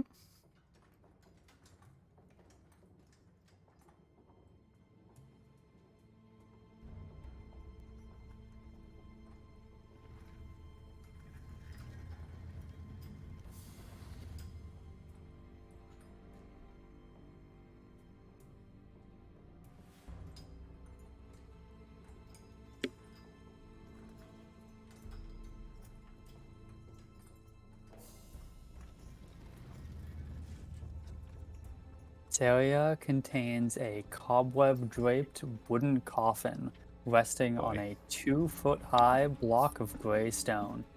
The coffin is intact, and inspecting it reveals an obvious 1-inch diameter hole bored into its foot panel. Huh. The coffin is currently closed, if that was unclear. Someone trying to peek at the feetsies? Got some weird people in here. What the heck? It is similar in size to the holes drilled into the floors of the secret doors. Oh. Well, Silly Pickles, you think we should peek into this coffin? Something that will totally end well? I mean, we probably shouldn't, but I really want to. Right. I don't think we should, but I mean, it's like Chekhov's gun. Like, we have to. Oh my gosh, that scared me. every time Blockhead shows up, I think it's like a new enemy or something has appeared. All right, the fans want us to open the clearly vampire-coated coffin, so I will at least poke my eye. I'm gonna step in and look through. Oh my gosh. I'm getting chills. They're multiplying. I swear, if she gets her eye poked out, and then she has to wear a hot eye patch, I guess we'll see.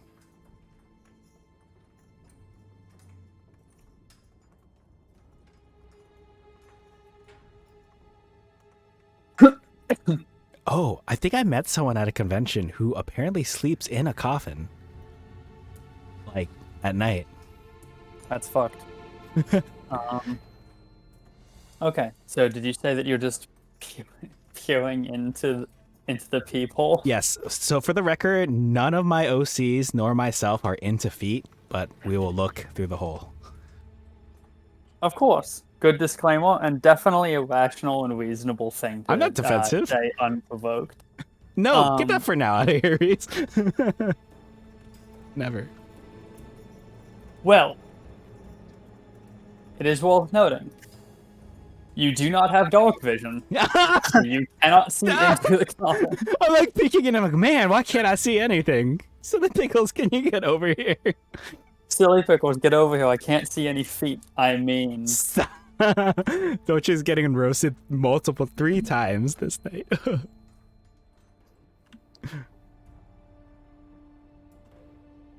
Alright, she'll glance in. The only thing that you see inside this coffin is what seems to be a thin layer of dirt packed down onto the base of the coffin. Oh god. And some kind of vial of water sitting in the middle. I just see a vial of water. It'd be kind of ironic if it was holy water, huh? It would be ironic. I have a few questions. Does it? Okay. Again, I can't technically see. I'm just from Silly Pickles' point of view. Does it look like it's a vial of liquid, or like is it like opaque? And It does look like a vial, probably of liquid. It is not opaque. Oh no. Is it probably of liquid? I have concerns. It doesn't look like. I'm sorry to ask this question. I hate being that guy. Does it look like it's gaseous in there, or does it actually kind of like look like a liquid, like perfume or holy water or something?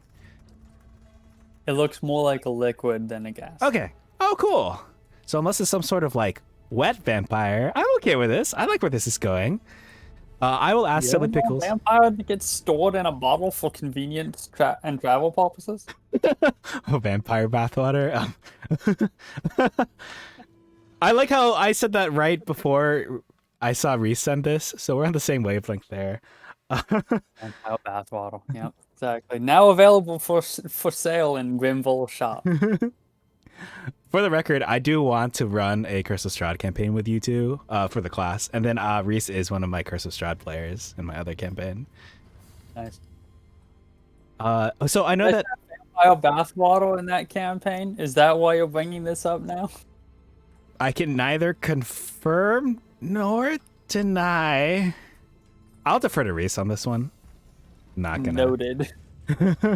I'm just gonna like go to my group chat for that group, just type in vampire bathwater unprompted at 12:19 in the morning when half of the players are asleep. And they're gonna wake up to it like, what? Okay. Good. Oh, they did take a bath, not with a vampire. Yeah, they did because they went to a hot springs. We had a cute little hot spring episode. Nice. Can't wait for the beach episode and Coast of Strahd. Half the cast is just like at the beach wearing like a black bikini with a black umbrella, keeping themselves in the shade. Oh, I take that. Also, technically, I don't think it's too much to say.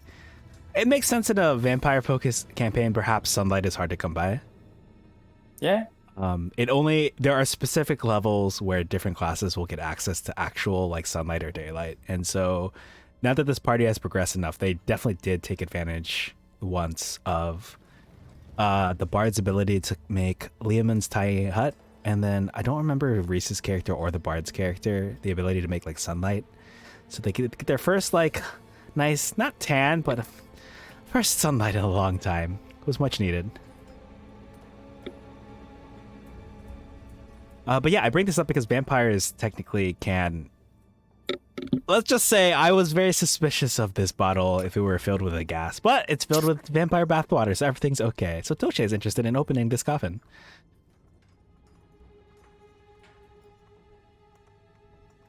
If she can, because she, like all my characters, have 8 strength.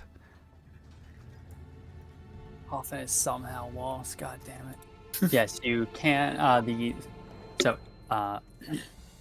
Dolce does find that the lid is surprisingly easy to move, and I'm so strong. is able to open it with ease. Wow. Must have been all that working out, all that almost dying I was doing. She opens it with ease. She'll hold up her umbrella, the light, and I assume she only sees the vampire bathwater. That is correct. You can see vampire bath bottle, and that's about it. Now. Thank you for humoring me. She'll grab the vial of the liquid, and she'll kind of inspect it more closely.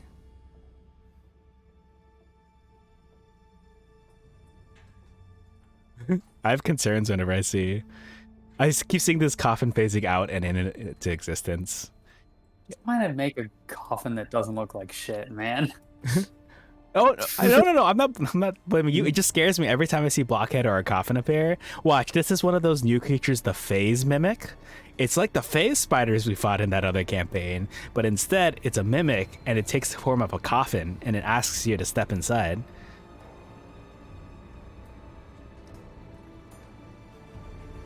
But yes, depending on how this investigation goes, perhaps I will take a sip. You know, Dolce and I are both kind of thirsty. I'm running low on water in my pitcher.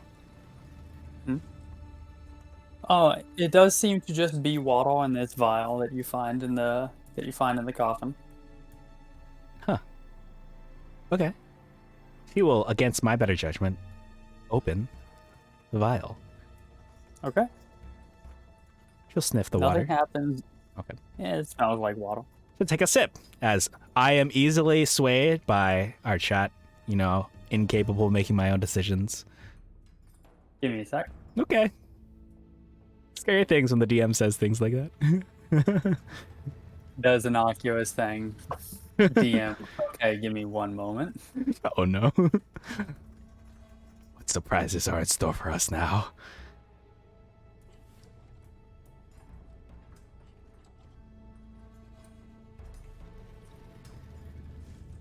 You know, I think it's more beneficial to the party if the individual who is immune to poison and takes only half of bludgeoning, piercing, and slashing non-magical damage be the one to be easily swayed and coerced into doing things, but we have fun here. A fireball in a bottle. Nitroglycerin.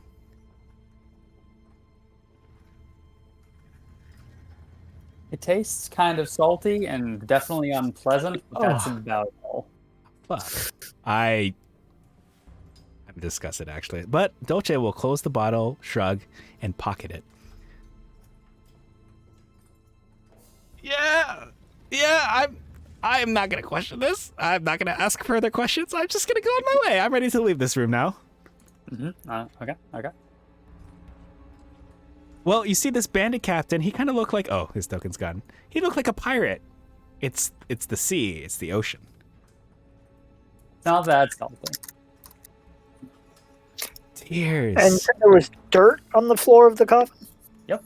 If I float through the coffin, is there anything under the dirt? There's a coffin.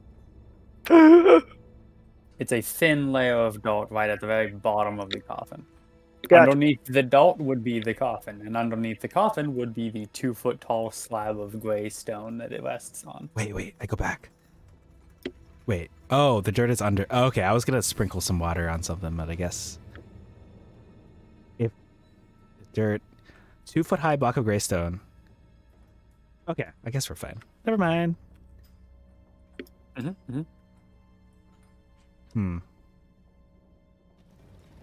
What else can I do here? That's.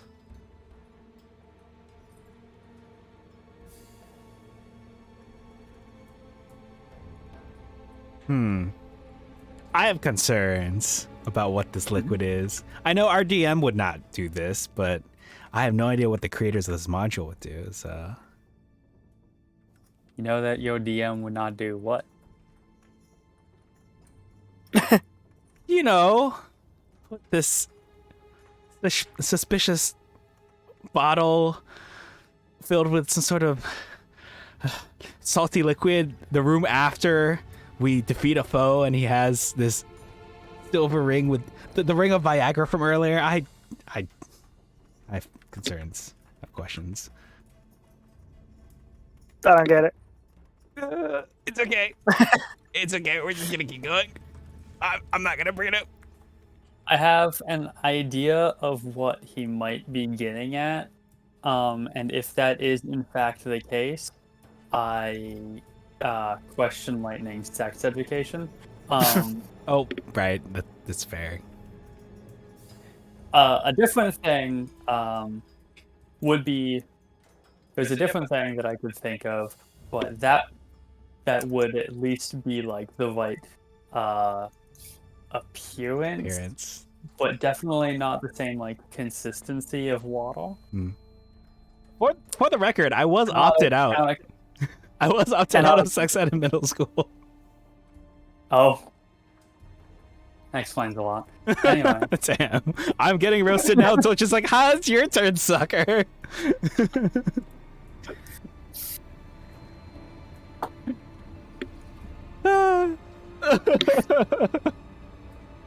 I learned after Children's Illustrated Encyclopedia.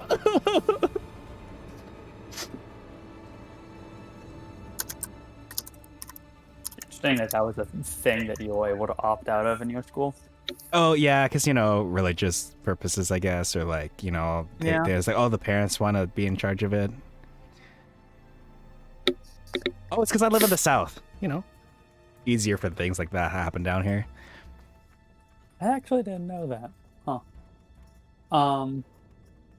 Yeah, fair enough. That wasn't like a class for me. That was just like a unit in a different class that you were required to take at my high school. Yeah, I didn't know why all the other students were laughing. I'm like, well, what's so funny, guys? Ha ha ha. Oh, you gonna continue on, Norse? Yeah. I'm kind of curious around what's around this corner. This corner? Yeah. Yeah. It's a hallway. Find a second spider-adjacent shopkeeper. Oh, yeah. Pandy, you missed it. I introduced a new Molten character, a big hot spider pulse named Grimville. It was fun. Scared the hell out of Lightning. Yeah. I thought I was going to die. I was ready to hit the roll for initiative alert on screen. But yes, Reese, I can move. If grid is on and you click the token, you can move around.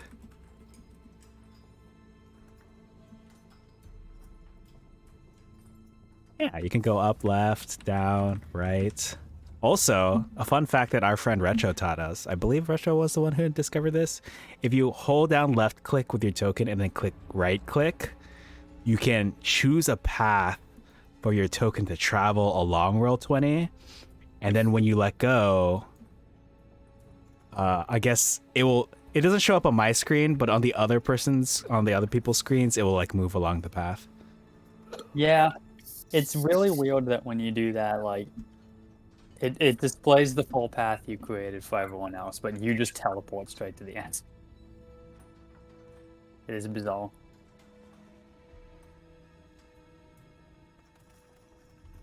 This hallway does lead to another set of doors at the end of this hall. I will check the door for traps. Oh, okay. Give me another investigation. Okay. Also, Pandy's saying if it isn't obvious by my display DP. I love Higher dragon spiders. punch.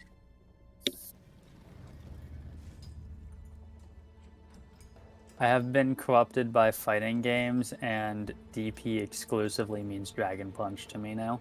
I see. Oh, the display pic, like the profile pic. Oh, okay. Well, you are the right place because we met. We'll probably go back to the shopkeeper, but we were musing about, man, it sure would be nice because we saw the webs, right? Sure would be nice to meet like a hot spider down here. DM, can we ask for a hot spider? And then we met this wonderful spider person. Like the music was hype.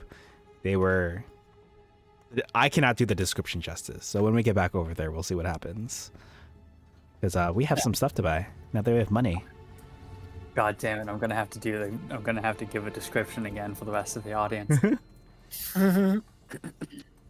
I had to ad-lib that whole thing because they were in a room that straight up doesn't seem to exist. It's on the map, but the book doesn't acknowledge it at all. Okay. So you said you opened this door? Yes, I'll open this door, and depending on how this goes, perhaps we'll go back and do some shopping.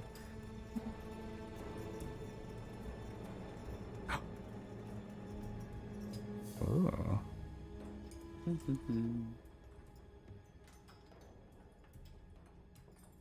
Immediately in front of this door, and flanked by another door on the other side, is a large stone throne. Oh. I will step in. I'm very enticed by this throne. We've seen our fair share of the Marvel Cinematic Universe. My apologies, it's not made out of stone, it's made out of bone. Ah, just like that room with the columns. What color are the bones? Okay, there's actually a lot in here. You're gonna have to give me a moment. Okay. I got some reading to do. Anyway, Okay. don't worry about that at all. Bone?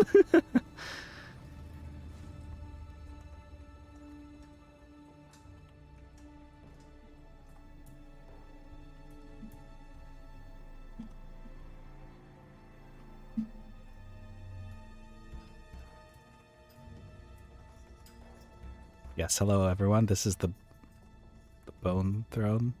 Or it's the stone throne. Not sure yet. We'll find out.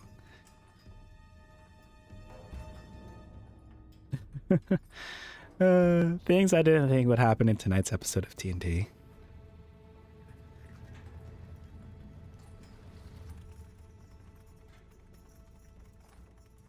And I thought my Sunday campaign was chaotic.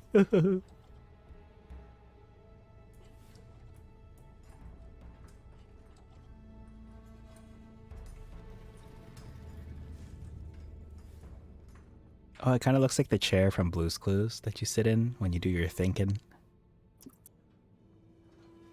Nice.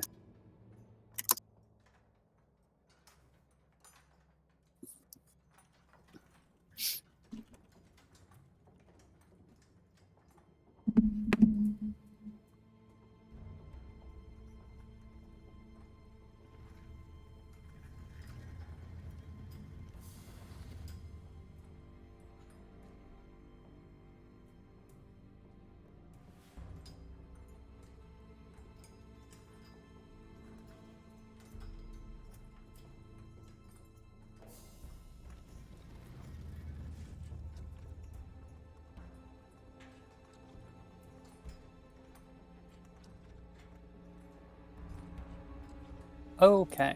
All right.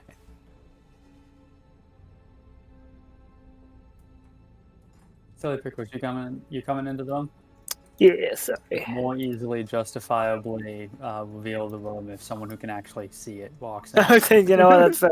Dolce says that she faces the wall. What do you mean? I can see perfectly fine. Oh. Oh.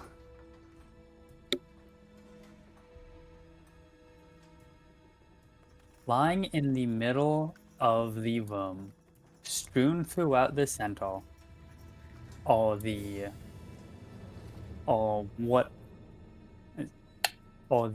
bones, skull, stinger, and rotted leather wing flaps of a long dead wyvern, intermingled amongst the bones and decaying flesh are shards of clear crystal. The walls of this chamber are lined with empty brackets for torches. The brackets made of fluted, discolored bronze. And right at the entrance to this room, standing immediately next to you, is a throne made of interwoven bleached bones. Each of the bone throne's bone armrests is carved to resemble a fanged snake. There is a velvet seat cushion sitting in the center of the bone throne. Ah, comfort. Very important when you're sitting in a bleached bone throne. Wow, this room seems important. Did you say I you said undead wyvern, right? I Long said dead. one. Oh, Long dead one. sorry. I was like, how in the world do we know? I mean, by all rights, it could potentially be undead. You That's don't right. know. All I gotta do is step 5 feet closer, and this wyvern's coming back to unlife. Yup. Give me a moment. Gotta Google something unrelated. I swear. Okay. Well, I guess Dolce is part cat now because I see a chair, and if I fits, I sit, and she really wants to plop her booty down on that chair. So unless Sidla Pickles or Braylif or chat would like to stop me, she's going to make her way over. Plus, I love sitting on things in general. Okay. Yeah, go for it. She'll sit down right there. She'll, she'll Oh, sit, that's not bad. sit slowly, and then she'll cross her legs and cross her, interclasp her hands onto her knees. And yes, as we're going here, she's gonna try to sit like a queen, Queen Dolce, right here on the throne. And then this is where she turns evil and attacks Silly Pickles. Okay, and Ah! right. That's what I thought. So, as no. you sit I down, don't like this. each of the snake fang armrests comes to life and lunges at you. One of them completely missing, the other of which hitting you with a 24. that coming. A +8 to hit. This is gonna be fine. 4, 5 piercing damage. Okay. And can I get a Constitution? Oh boy. Oh. Ooh. Unfortunate for me. Alright, let's see. Alright, okay, cool, so I still get to do this, yeah. So you take 12 poison damage. Oh my Lord, have mercy! Please don't tell me I'm grappled too. You are not baffled. Don't worry. Okay. You all reduced 2 health, though. Yep. We should go back and see our great. I will step out of this chair if I can and leave this room. I want to go back the way we came, unless I am being prevented by something. You are not being prevented by something now. Okay, I just have a real hankering to see our patron again. Oh, you want to do some shopping, Silly Pickles? You like shopping? I like shopping, right? We all like shopping. She looks over at the snake armrest. You like shopping? Wait, let me try sitting on it. No, I don't. Dolce sits down in this goth ass chair, immediately gets bitten by a bone snake, and after having roughly 3 quarts of her blood replaced by poison, stands back up, babbles like a madwoman, and drunkenly stumbles out of the room about going shopping. Say her maximum health was reduced by 12. No, she took 12 damage. Oh, okay. She was down to 2 health. Oh. That's right. Cool. My turn. That would have fucking KO'd. I got scared. I saw the 24. I got really scared. I'm surprised neither of you commented on the fact that I accidentally first rolled 8 d20s. Oh, I didn't notice. Oh, yeah, I didn't notice it. I just saw a message had been hidden, so I'm like, oh, there's some secret creature is attacking us. Yes, but I rolled it wrong. I got the UI incorrect. I thought I was like adjusting the bonus to hit. Bonus. Silly Pickles will pretend to sit down on the throne. Okay.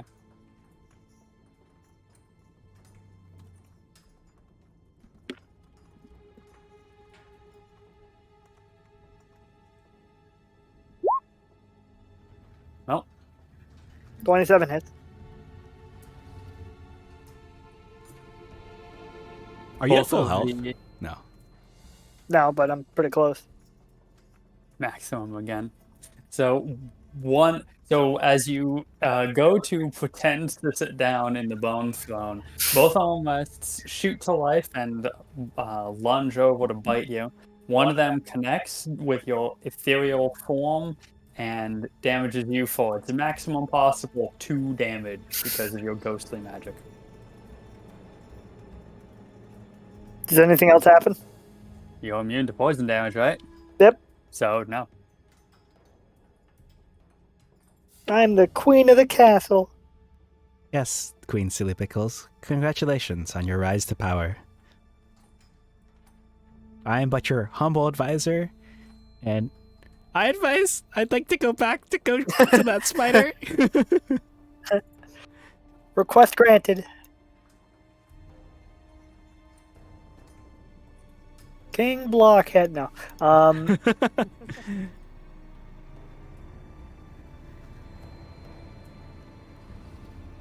Dolce will cautiously move around because even though she's hurting and in a hurry to get back, she does not want to alert any other people to her presence. I mean, audibly, because obviously she's carrying like a big torch in the form of her umbrella. Yep, you're carrying 2. Oh, right, because the longsword too. Man, she might as well just have signs surrounding her that says, hit here, eat at Joe's. He said something about your mom. She said something about your mom. Whether it was good or bad is determined by which one you would find to be worse.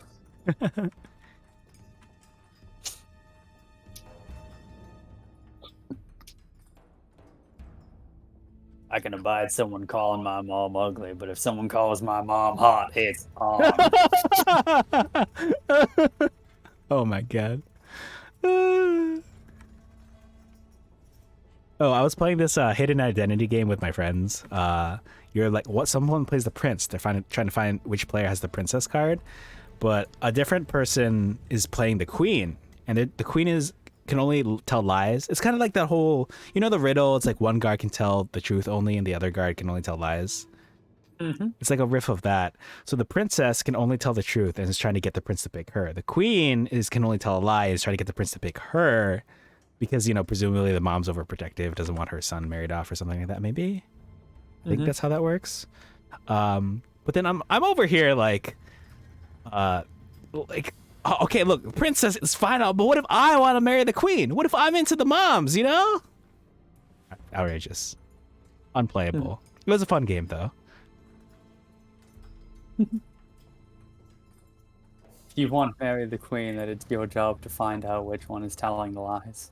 And then you gotta marry that one, and then you lose, but you know, whatever. What's a You've won victory in my instantly. heart? Alright, All right.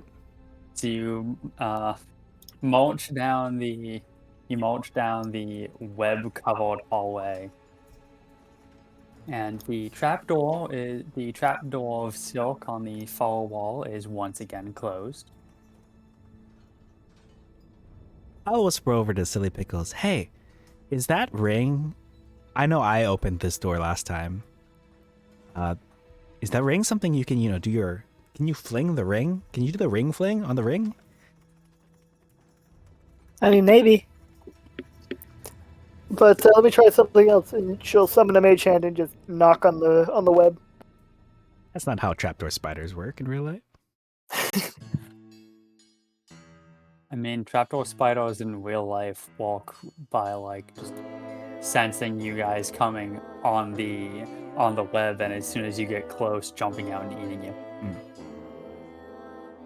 I learned about them from Wishbone on Public Broadcasting System Service, PBS Kids. Learned about trapdoor spiders from Wishbone? I'm pretty sure. Maybe it was Reading Rainbow, but one of those shows. Either one seems weird. I don't really know all that much about Reading Rainbow. All I know is that Wishbone like retold classic literature. Oh yeah. That's where I learned about the Legend of Sleepy Hollow. Yeah. I think that's where I learned that too. That's a book that I should read, actually. I don't know why. I've always been a big fan of that, even though I've know, what little I've seen or heard of it anyway. All right. Pandy, hope you're still in the chat. We've returned to the Spider Merchant. Okay. For Bandy's benefit, I will go through the description once again. So, same as before, the trapdoor flings upwards as if on a hinge. 6 spider legs reach out of the hole and connect to the floor, wall, and ceiling, pull out the massive form of this gargantuan spider. Along its body, right where you would normally expect the spider's head to be, is instead the waist of a chitinous torso. Traveling the torso leads to two very humanoid arms, ending in two very humanoid hands that end in very pronounced claws. The claws on the hands are held together, the tips of the claws touching against each other in a almost conniving gesture. And the torso ends with an almost humanoid proportioned head with 8 distinct large black eyes. Maybe not black. I'll decide the color later. Probably someday when I'm getting a commission. With 8 large, pronounced eyes and its massive chelicerae, right where you would expect a human's mouth to be instead. Hashtag husband material, hashtag spider daddy. Hell yeah, that's what we like to see.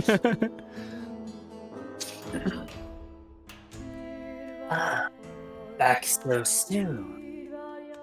Hopefully with a heavier coin purse this time. That's Yeah, a right. little bit, yeah. Yep, heavier indeed.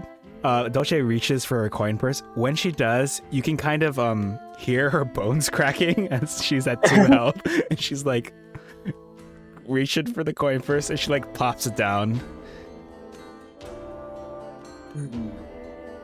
Music to my ears. Mm-hmm. Come in.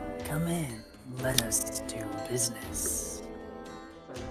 I gotta pull up that goddamn character sheet again because the shortcuts don't want to walk. Right, because Do this you- one doesn't exist. Perform identification services. Whoa! You gotta ease into it. You have to be like, wow, you sure look like you're a spider of many talents. would one of those talents happen to be identification services? Sure, whatever she said. Are we fucking courting the spider merchant now? It's an NPC in the I'm not gonna say anything. I played the 5th. There we go. I'm starting to think that I've successfully managed to get Lightning questioning things. Seduction roll. God.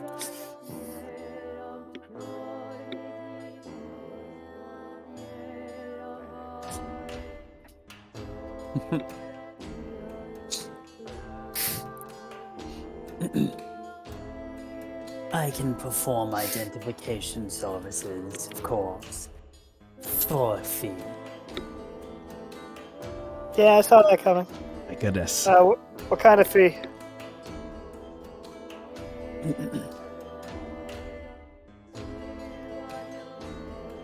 $25 gold pieces for successful identification.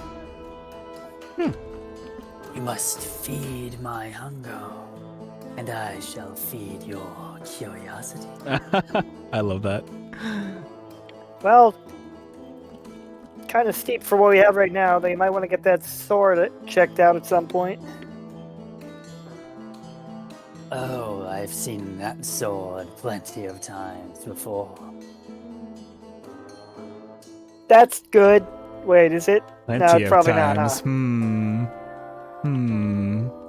That means everyone who's had it before has died. Perhaps. There are ways away. There are ways to get around its enchantments.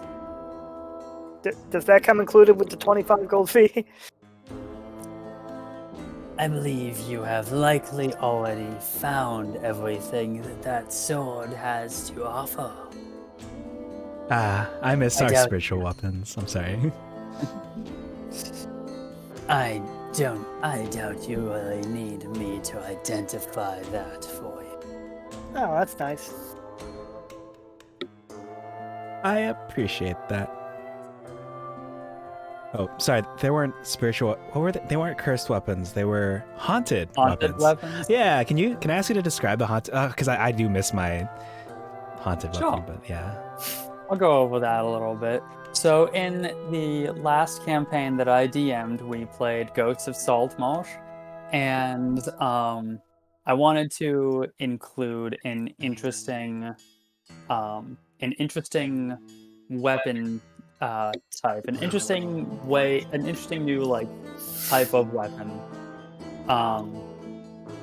that the players would have some more incentive to use over the course of a long campaign, even if there were other things that could potentially be like better overall. So I introduced the concept of a weapon that was haunted by some kind of spirit, simply called haunted weapons, and those spirits had all kinds of power that they would imbue into the weapon and its wielder. But those were unlocked as the spirit grew to trust you, which basically came through prolonged use. And the different levels of trust were illustrated with like sort of dream sequences where the characters have this sort of like one-on-one, essentially cutscene with the spirit that inhabited their weapon. I only introduced 2 over the course of the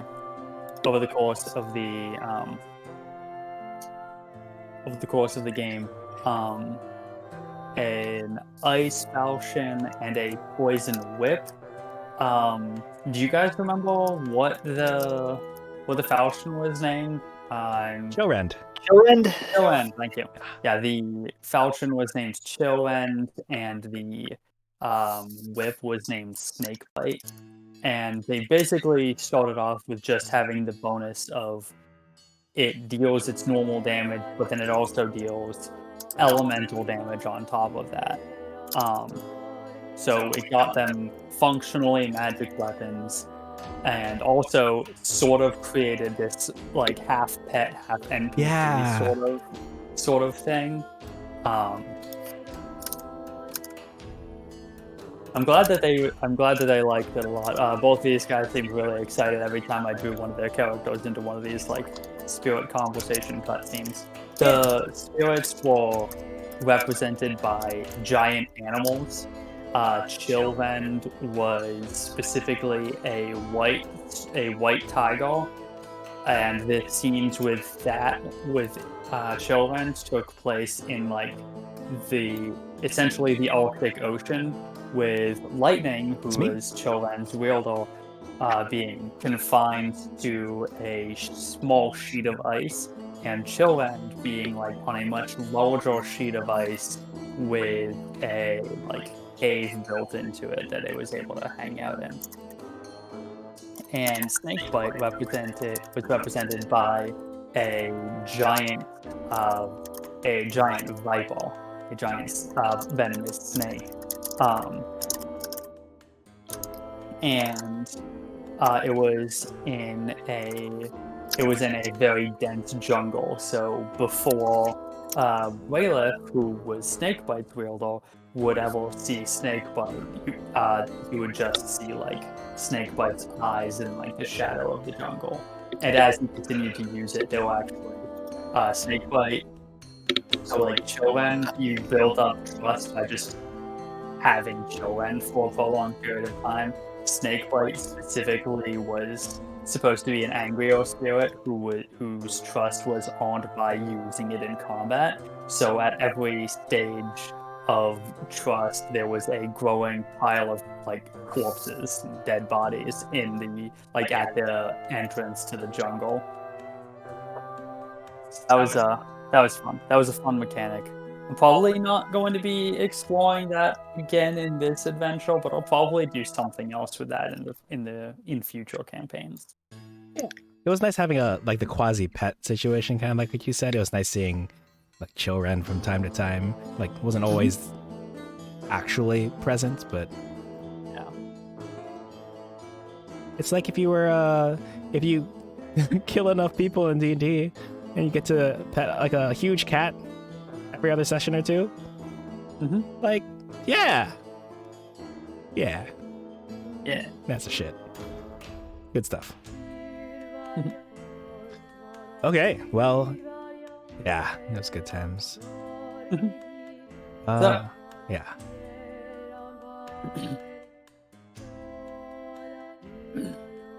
What can this humble merchant offer you today?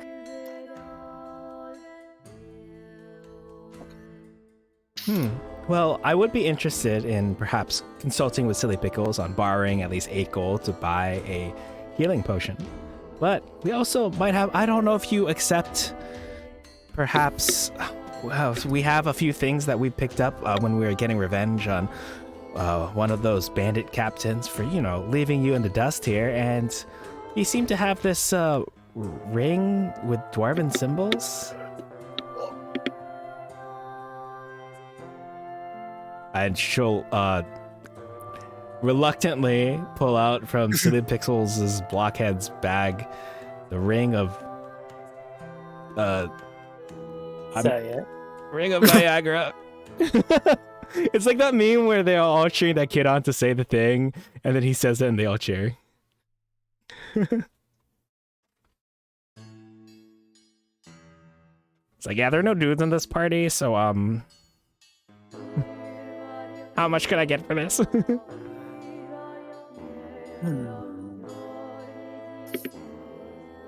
I don't generally like to deal in non-magical trinkets. Non-magical trinkets. I love that. There's not all that much of a market for vanity jewels and jewelry in this country.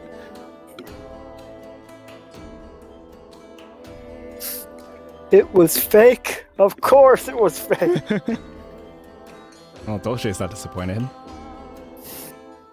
I mean, there was nothing that ever really indicated that it was magical. Yeah, that's why I asked. Speaking of, I don't think anyone noticed, but in our Radiant Citadel campaign on Friday, when the legally distinct shiny chariot from Little Witch Academia was scanning your stuff, he scanned everything, and nothing registered as magical. I'm sorry, Brayleaf. Oh, that's what that meant. Okay. Yeah, like she scanned like the crystals. She scanned. There's something else that you all brought along. Maybe it was like food. Oh, the knife. The what was it? The blade of bean slaying. Yep. The Bean Slayer blade. And the persimmon that I brought. Yeah, she scanned that. The persimmon. Nothing. The two trinkets that the Brayleaf bought. Yeah. Yeah. It's like meta to talk about in the Wednesday campaign, but I figured I'd let you know since this Ring of Viagra is more like the Ring of Placebo.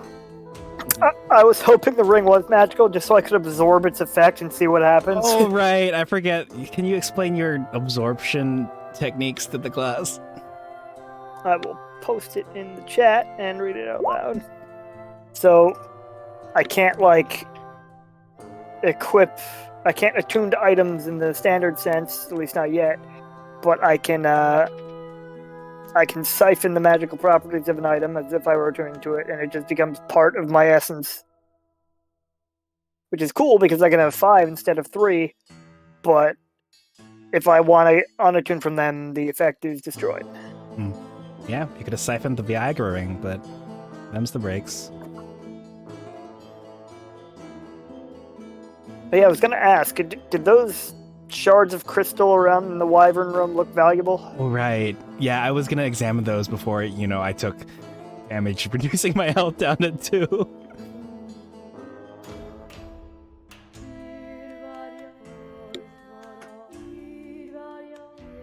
They didn't look especially valuable, though you weren't able to get a super great look at them from the distance. Yeah, before Dolce had to go to the hospital. Yeah. Call it. What is it called? Medic, call an ambulance. It's for me. Yep. Call an ambulance. Call an ambulance. But not for me. Except to, like, as you go to, like, pull the knife or the gun on the person that's threatening you, they just knock it out of your hand and then break your jaw immediately. The ambulance ends up bringing you to the hospital after all. It reminds me of that time I saw, there's an article or a meme where I think the driver of the ambulance, something happened to him, so the person who was in the ambulance had to drive, because I don't know if like the driver suffered a heart attack or something. So the caption on the meme was Mario Kart Double Dash, because you can swap driver and the person in the back, just like they did in that ambulance. I love that.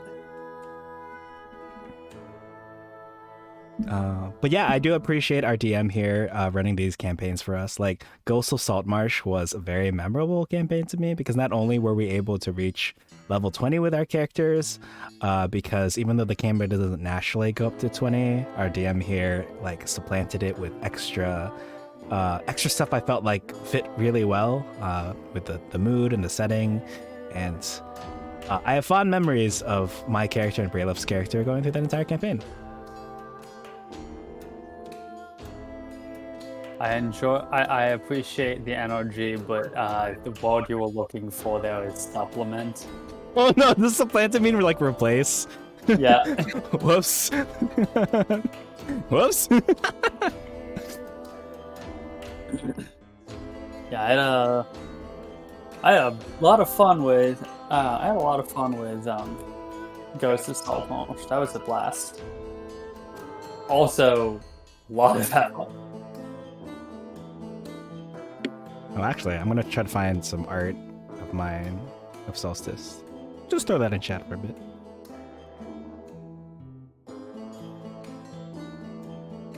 But yeah, while this is happening, since it's just a trinket, I assume we're not gonna get much out of it, if anything.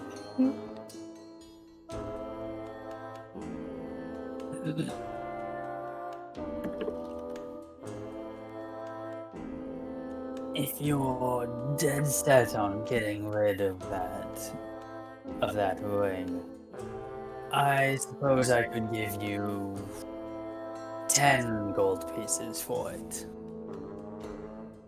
Ooh. Well, Silly Pickles, you didn't want this ring of looks like fertility on here.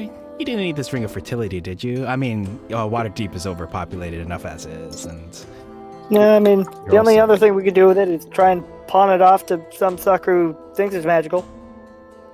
Well, I mean, you could sell it as just a regular piece of jewelry up top in Waterdeep. True. We can go back up there at any time. right, as Yeah, was the you original have- intention. You have money to do so now. No one is stopping you anymore. True. Yeah, because how much gold did we have to? Let me see. It's in my notes to throw to get back up. Costs 1 gold piece total for your entire party to go back up. Okay.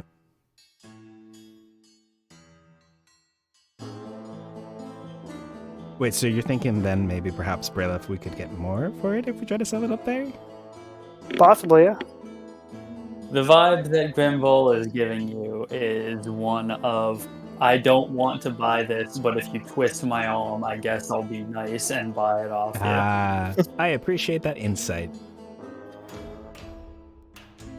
What else did we pick up? Let me take a look. Oh, the salty liquid. Do you think we should get this identified, Silly Pickles? I mean, maybe.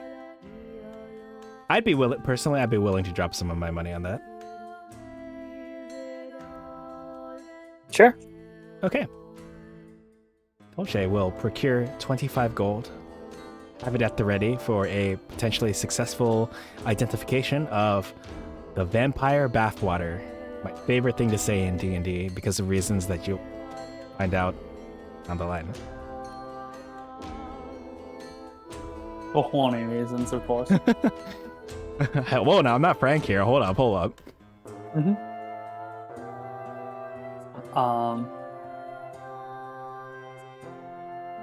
Grimble will take the bottle, kind of like shake it up a little bit while holding it right in front of their face. Pull out the cork, dip their like pinky claw into the liquid, and then taste it. And visibly gag at the taste. Boy. Nothing magical here, just a simple vial of holy water is all. See, I could've told you that. Oh.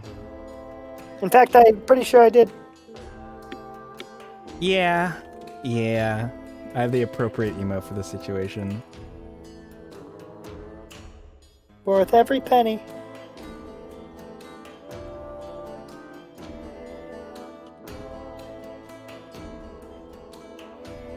Okay. To be clear, Grimvol's not taking payment because you haven't yet actually managed to get them to actually cast Identify. at all. Oh, true. you Hell didn't yeah. need to- or sorry, they... Can you spell the name of the spider again? 25 gold pieces, coincidentally, is also Thank the you. price of a vial of holy water. Okay, Grumble. Die. Misspelled. Grimble. Yes. Grumble is... Apparently, Grimble also misspelled the. Also, apparently misspelled the name of the song. I forgot the Oh. second N. I didn't notice. I mean, yeah, it makes sense. You didn't know how to name How it it. was actually spelled, yeah. Okay. So, Silly I Pickles. can tell you it's anything. And I It's believe throwing you Silent wholeheartedly. Fusion now. It's my character. What are you gonna do? Tell me I spelled it wrong? Welcome back, Pandy.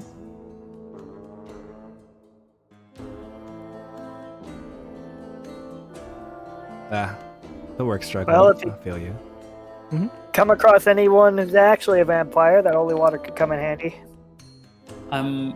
It's a good thing that you guys didn't try to like test this out by like pouring any of it On Silly Pickles? Yeah, Like that's just radiant damage. yep. because you need undead. Yep. Also works on fiends. I should have figured that, but I didn't remember that. Yep. Well, as long as it doesn't work on aberration. Just kidding. I'm a normal human girl. I'm a real girl. That's what I was checking earlier. This holy water reminds me of, I think I've told this story before, and it's not too big on spoilers, but my second Strahd campaign, they're like, hey, can we buy holy water from these people? I'm like, no. They're like, okay, that's fine. Can we buy, what is the thing you need to make holy water? It's like silver dust, silver powder? I'm like, Yeah. no. And then they're like, can I buy this jeweler's kit? I'm like, yes. And they're like, okay, can I use this jeweler's kit to grind silver into silver powder that I can then convert into holy water? And I looked it up and they No. can. I was like, oh, yeah. And now they have all the holy water they could ever want. Well, not all the holy water, but you know what I mean. They successfully circumvented the fact that I knew where they could get holy water and they weren't due to get any anytime soon. And all they had to do was get the jeweler's kit and my plans were foiled. That just means that from there you just have to be like really, really specific on when you give them the silver at all. Oh, weird. It's all in copper and gold. Weird. That's not outside the realm Yeah. of possibility. Nope. Like anytime that, and from here, now that they figured out how to make holy water, anytime that every time the game is supposed to give them the option to get holy water, just replace that with an option to get some kind of silver instead. True. It's okay though, because technically in the end, I think my plans aren't really foiled, but it was very resourceful for them. Very proud of them.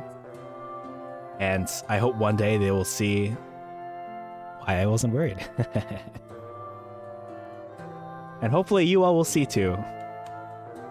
Someday. Someday. It's because before they could even get to a vampire, they're going to get killed by the werewolves. No one ever plans for the werewolves in the vampire campaign. Well, actually, since Curse of Strahd is so popular, one of my friends who is a player, apparently I think it's their therapist. Their therapist also plays Curse of Strahd, and one of the important NPCs, like, got bitten by a werewolf. I was like, oh my god, what a great idea. Anyway. That's sick. Anyway, was there anything you actually wanted to buy from Grimville, or Right. you just gonna go kill yourself by jumping into combat, All right, silly sitting in pickles. random jail? We don't have enough. I am satisfied with Dolce's decision to sit in the queen's throne that ended up dealing 12 damage to her. I just heal up, go back, and do it again. It dealt 17 damage to you. Oh, right. It dealt, what, 5 then 12? Yep. Yeah. If you didn't get that, DC, it would have just downed you instantly. Yep, that's what I was worried about when I saw the 24. But yes, Silly Pickles, is there anything you wanted?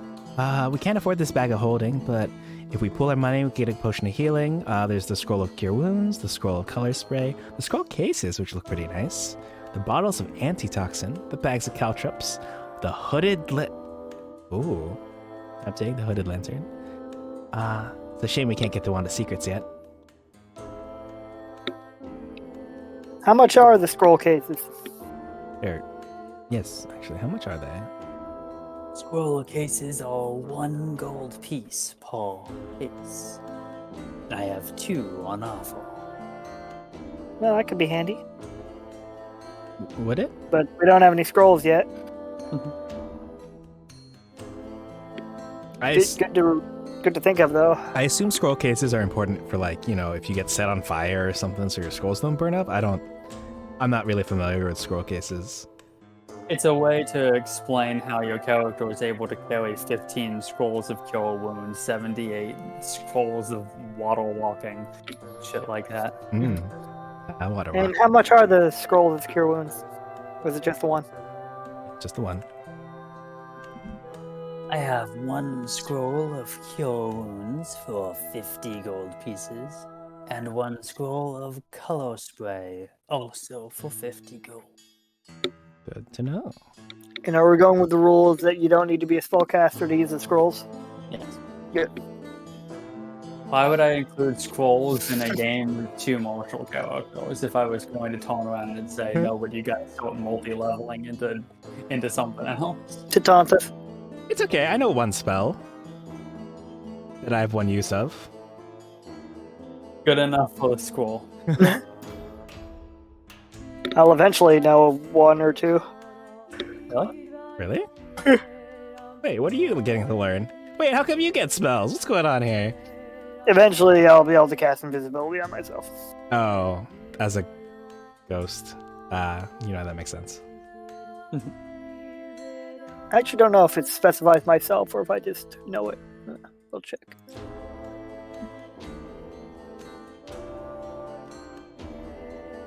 Anyway. I think I'm good for now. Okay. I think I'm also good. The Hooded Lantern is tempting, but... Actually, how much is the Hooded Lantern? The Hooded Lantern is available for just 25 gold pieces. Okay. Perhaps I'll hold off for now, but I appreciate having this on the table. Where are we gonna get oil for it, though? Or does it not matter? I haven't decided yet. Yeah, fair enough. We'll burn that bridge when we get to it. My favorite saying. You buy the Hooded Lantern, and then the Hooded Lantern's space in Grimvol's inventory just gets replaced with lantern oil. Probably how I'm gonna do it, honestly. It's cute. I can dig it. But ultimately, I would probably not worry about it much at all because I don't want to deal with that any more than you do. Like how I handle ammunition. Indeed. Yep. I also don't want to deal with it. Did you buy a quiver? Did you buy some arrows? Great. Don't ever fucking talk to me about your ammunition again. I don't want to hear about it. Unless it's like special, obviously fancy ammunition. Like I once gave my players, like you could shoot the arrow to make cover at the square you shoot it at. Yeah, you don't get unlimited of that. Yeah. You get 5. They're 1 use each. Be smart about it.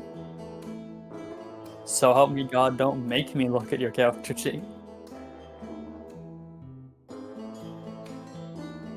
Okay, so are you guys good with this motion after Tolte dragged herself all the way over here, stapling her limbs back in place? I mean, we can take a rest if you need.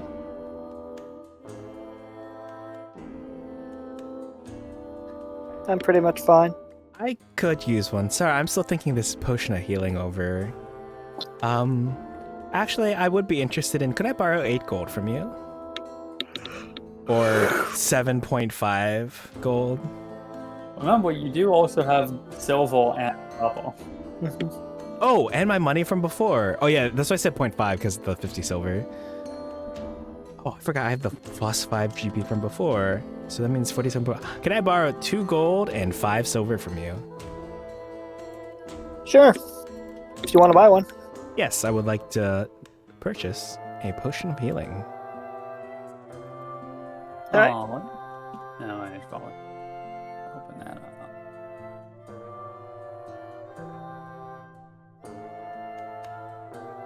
Right. Oh, I can't do math. 50 silver is basically 5 gold. Oh, I don't need to borrow money from you, Silly Pickles. I have enough. Okay. I can't believe all of Twitch TV gets to see my poor math. Oh, were you doing the whole, like, you need 100 silver Yeah. for the end? Yeah. All right. This leaves me with, I will hand over, what is this? 45 gold and 50 silver for a total of 50 gold. No, it's just I can't do math. Grimval takes your money and immediately opens up a pocket on their massive sack of whales and merchandise and drops all the coins in there, seals it back up, and hands you a single potion of healing. Always a pleasure to do business. Yes. Thank you for this. Looking forward to spending more money here with you. Likewise, likewise. Dolce will put the potion away.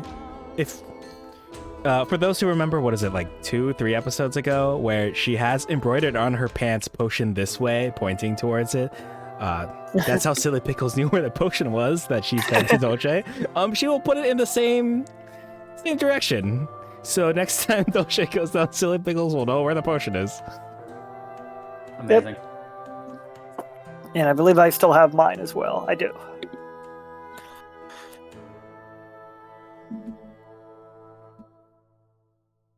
All right. Anything else you guys want to do with Grimville? I think I'm good. I'm done. All right. Right. Well, I would like to rest for a bit, so perhaps if you'll allow us to go back to Malial for a short rest. Sure.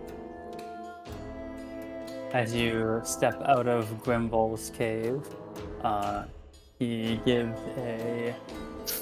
a fairly elegant wave and says, Good luck in your adventures, ladies. Don't be strangers. Thanks, you too. "Amazing." Dolce would. She would be the kind of person, if movie theaters existed in D&D times, she would say you too back to them. Like, enjoy your movie, you too.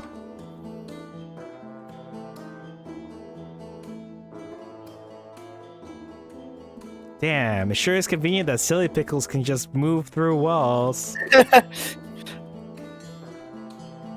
Walking is so pedestrian. I figured nothing was going to stop us on the way. If you want me to do it manually, I can. But It's a bold assumption. One of these days, I'll probably get tired of it. I mean, I feel like this is the first time I've really done it. Yeah, you'll generally better and will at least get onto the same screen before you teleport through 5 hallways. Yes. We made it. We saved the city. And now you can hang out and short rest. Right, thank you. Gonna press the short rest button, which I feel like doesn't do anything. But at least I get my killing arts back, my superiority die back, and I will spend my remaining hit dice. I miss being Solstice with Beacon of Hope for maximum healing from healing spells. Yeah. It was nice. I mean, just having the healing spells at all. Oh, yeah.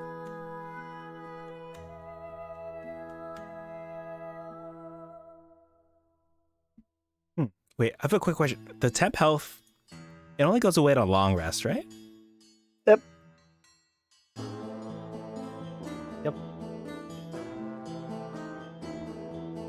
Okay. Well, short rest complete. I'm completely out of hit dice. How is everyone feeling? I'm good. I'm good to go until 2. Okay. I think I'm good to go.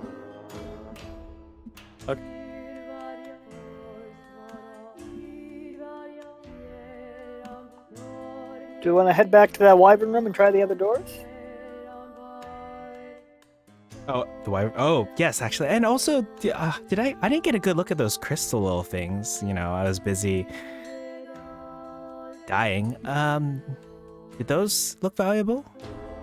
I don't think so. Oh, now that we're done talking to Grimville, if you wanted to swap the music back.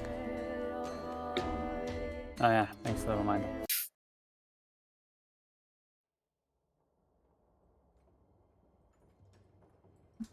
All right, Dolce, is cool to check out that throne room again. The Bone Throne Room. Yay. Shall I guess to make our way meticulously back there, or just go back there? Just go back. Thank you. Bloop. Bloop. You know where you're going. I know where you're going. Half the chat knows where you're going. Dolce carefully steps into the room, trying to stay as far away from that throne as possible. You sure? It's really inviting. And I fit for- know. That velvet seat cushion looks really It comfortable. looks really comfortable. Maybe there's something under the velvet seat cushion too. Funny you should mention that, actually, because it did feel like it was. It did feel like the cushion was more shallow than you would have expected, as if there was less to the structure of the chair than you would have expected. Aha! Hey. Let's lift up the. Hey, Silly Pickles, could you check this out for me? I'm still a little winded from, I will use Mage Hand to lift up the cushion. Lift up the cushion, and the two armrests snap at the open air, where they essentially expected someone to be. And there is, in fact, a compartment underneath the chair, underneath the cushion. Open it up. All right. Mage Hand fucking rules. Woohoo! There is unfortunately nothing in the compartment. Its contents looted long ago. Curse you, previous I fucking hate this first adventures. floor.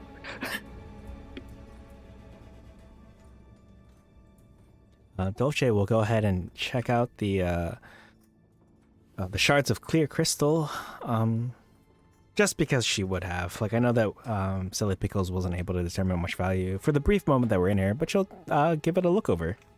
Silly Pickles will leave a single copper piece in the compartment for the next person who investigates it. Oh, that's cute. Wait, is it Can I- face up or face down? What? Yeah, you're gonna put the copper piece in there, face up and face down. Come on, heads or tails, man. Yeah, I'll heads or flip it. tails? Oh God, you're gonna curse the next Alright. person. And I have some.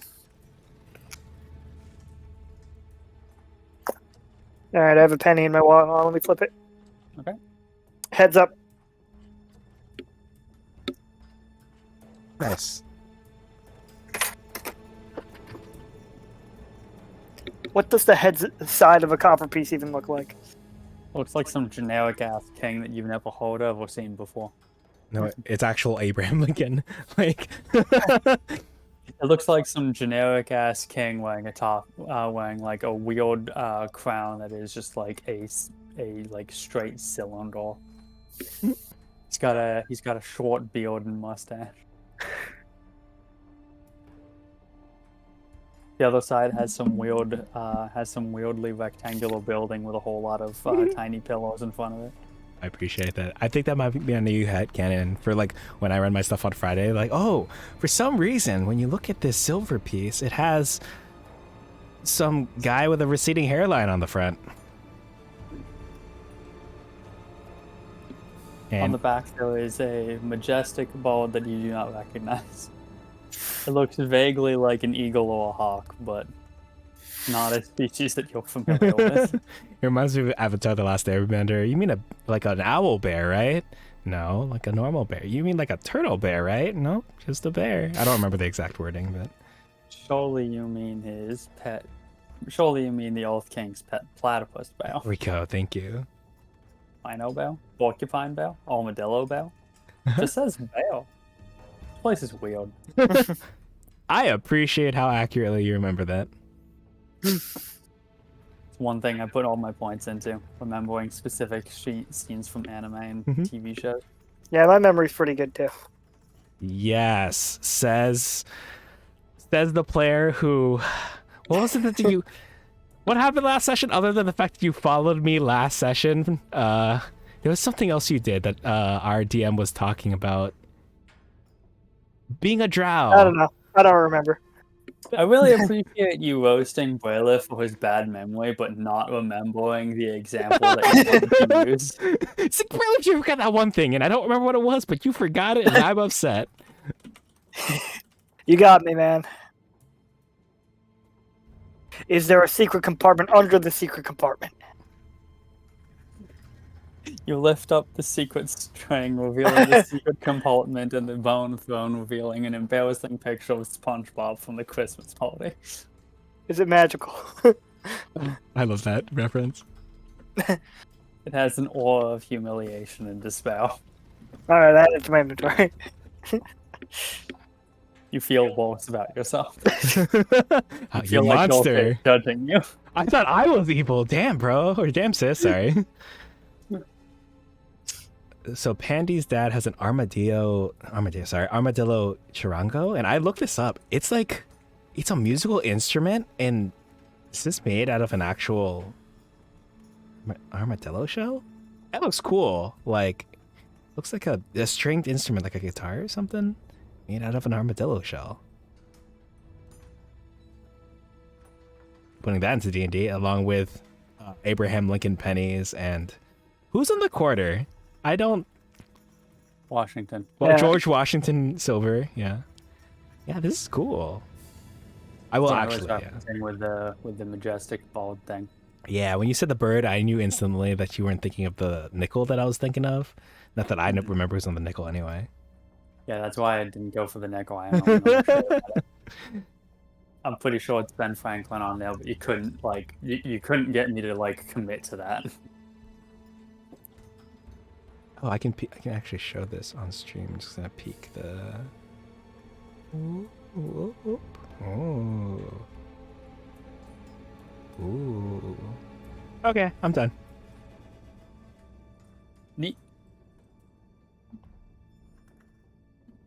All right, but yes, I was investigating the little clear crystal shards. The clear crystal shards do not appear to be super valuable. Out of the reflection of one of them, you could swear that you see some bone on from the dead wyvern move.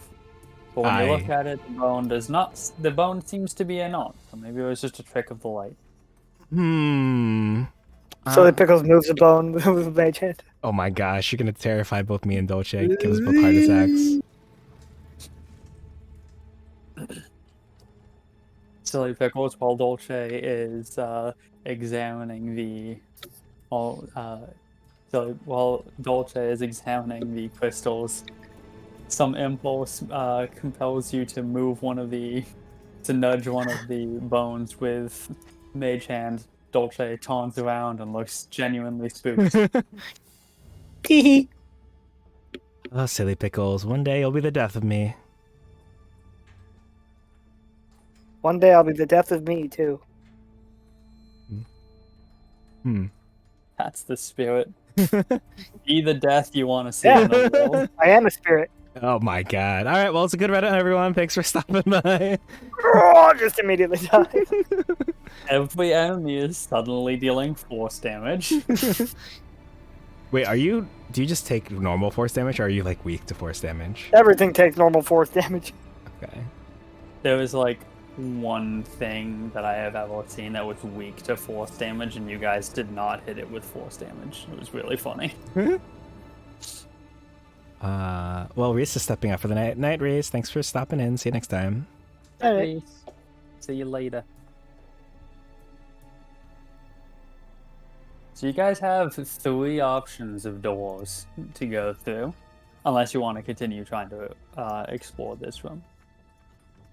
Is there anything else in this room? Besides the skeleton, anything less obvious that I might have to perceive? I am kind of curious about these torch holder things, so maybe I'll see if any of those, are movable, like any secret doors, Scooby-Doo moment. Mhm. Door 3. Which one's door 3 from you? So I was kind of interested in the door next to the throne. But if we number the doors, which one's door number 1?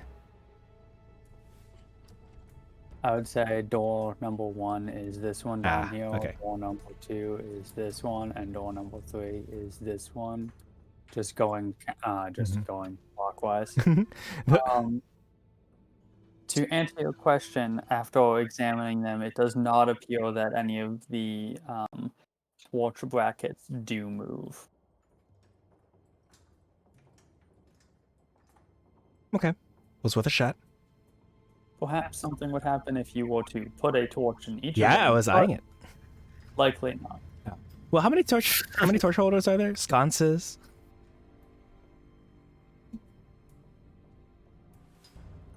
It doesn't say. It just says empty torch brackets made of fluted, discolored bronze protrude from the walls. All right. I will attempt to place all 10 of the torches I have as my starting inventory in each available one. I know there's no specific number. Yeah, 10 seems good. Placing torches in the placing these placing the torches in these brackets does not seem to do anything. Have you lit the torches? Not yet, but now that nothing has happened, I will go ahead and pull up my tinderbox and tinder these torches. That's what the kids call it, right? Tinder some torches. All right. So you've lit all 10 torches? Yes. Now I can see the most I've seen in a long time. The room is suddenly much more well illuminated. The lighting the torches does not seem to have done anything, except that, of course, that the light reflects off of the crystal shards, and they look pretty. They look very pretty. Mm. But now that you are able to get a better look at them, you're able to confirm you and Silly Pickle's suspicions. They don't really seem all that worthwhile. Mm. Well, I appreciate it. Effectively, it's just like quartz. It's just a very common crystal. Okay. Last thing I want to do before I unlight most of the torches and return most of them to my inventory is Silly Pickles. Do you know if like the stingers of wyverns? Oh, I think you mentioned bones, skulls, rather wing flaps, and was it a stinger of? Mm-hmm. Do you know if these are potentially worth anything? Yeah, parts of wyverns might be worth something. Could be worth asking them when we come back. I don't know how heavy they are. Yes. How heavy do these stingers appear to be? Well, a wyvern is itself large, so I would say that the stinger is probably roughly the size and weight of about a longsword. I would say Of a what? it's about the size and weight of a longsword. Yeah, roughly. Seems a bit large. I'm not saying it's too large for me, but like as in not necessarily as excited or gung ho about bringing us along.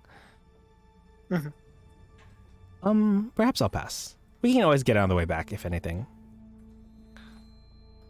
So, which store would you like to check out?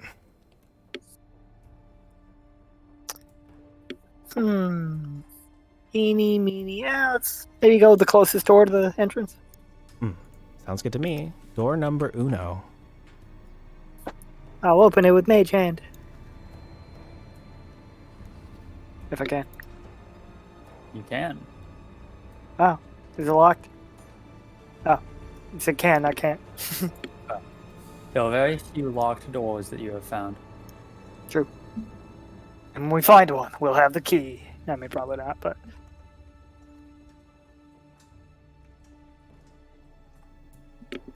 Alright, Dolce will step in also. You are able to hear the sound of faint breathing and an occasional groaning sound. Classic Twitch That's not ASMR. What should be the Around other the corner? bandit? The other bandit, not vampire. Oh, what in the heavens? So you round the corner and you see a hulking mass of flesh, vaguely in the shape of a man. And as soon as you round the corner and it locks eyes with you, it raises both of its arms and releases a louder version of that same groan that you heard earlier. Boy. You know what? I'm just gonna call it like it is for this one.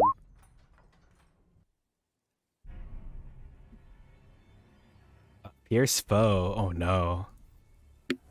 Oh no. Have you heard this music yet? No. This title Oh looks boy, boss unfamiliar to time. me. I don't recognize his token. I also don't recognize this token. I have theories, but I haven't used it before. So you have fought it.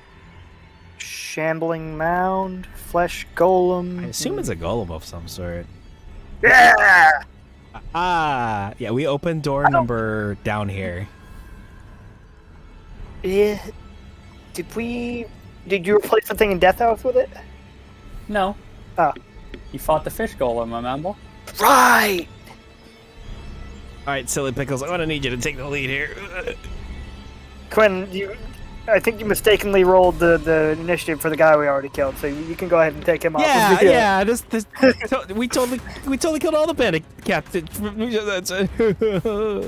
Shortly after the loud groan, the soft breathing ceases and was replaced with a startled snort, followed by, again, the sound of shambling and the distinct sound of metal scraping against stone, seemingly as someone picks up a sword. Oh, cool. Let's see. I think I'm gonna try flinging blockhead at this guy. I don't remember how golems interact with non-magical damage. I feel like they handle it fine. Yeah, but a 13 probably doesn't hit anyway. The 13 does hit. Does it deal any damage? It does not. Fuck! The flesh golem is impacted dead on with this, with the wooden block impacting directly into the chest. It does not flinch at all, and then the wooden block just falls to the ground. The fuck are we gonna do against this guy? Well, thankfully, our benevolent DM gave me this cursed weapon. I'm sure will Yes, totally of course. Okay, plan B. work. I'm gonna try and possess the flesh golem. Hell yeah.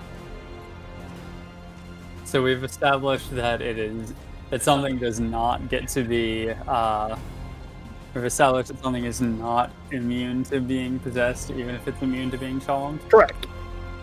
Still seems weird to me, but fair enough. It would have been hilarious if Blonk. it passed. Alright, you have successfully possessed the flesh golem, congrats. Alright. And that'll be the end of my turn.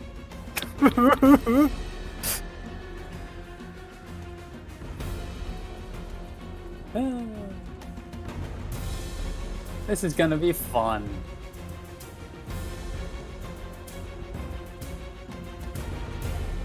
So this bandit captain rises to their feet. Give me a second, actually. Yeah, okay, awesome. She wears the same vampire outfit as the other captain, except she very notably does not have fangs. Not a cosplayer. Poser. got it. Fake fan. Couldn't be me. They're all fangs discordant on the floor next to where she stands. Fuck.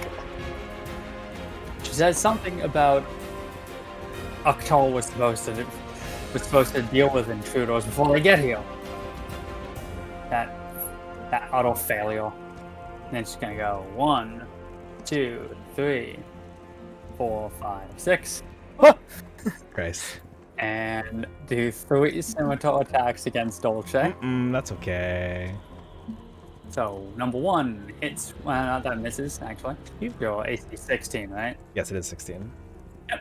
Attack number 2 hits with an 18. I will defensively duelist that one. Aha! Excellent. And attack number 3 Oh.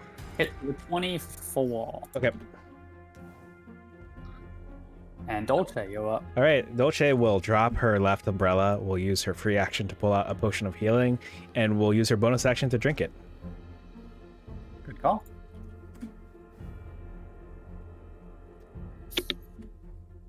Ooh, we take those. Nice. I have a logistical question. Am I allowed to also drop the potion bottle of healing that I just drank from? Dropping is free. Well, Yeah, dropping isn't even free. It's not even a free action. It's Yeah. just a, yeah. I just have to ask because I also dropped the umbrella. yeah.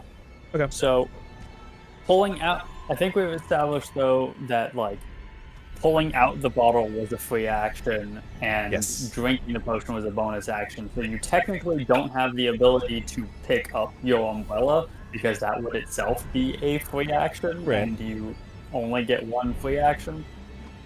Name's kind of misleading. Yeah, I just wanted to see if So I could you drop can- 2 things. Yeah, you can drop the second thing, and then next turn you can pick up your second umbrella as a free action. Okay. With my, just in general, I'll go ahead and drop the potion, and I will grip the longsword tightly with both hands and try to strike this individual down with a killing art, because Lord, do I need some killing arts. Uh-huh. All right, so we'll do surging strike, river stance again, and slash style, I think. Yeah. Oh yeah, do you account for your temporary hit points with that attack class? I think my temporary hit points got eaten up by an attack in our last encounter. Oh, okay. Something dealt 5 to me, and I had 3, so. Oh, that would probably be the snakes then, yeah. Yeah, okay, yeah, it's the snakes that hurt me, yeah. Right. And here's my attempt with the 16. Yeah, that'll hit. Phew!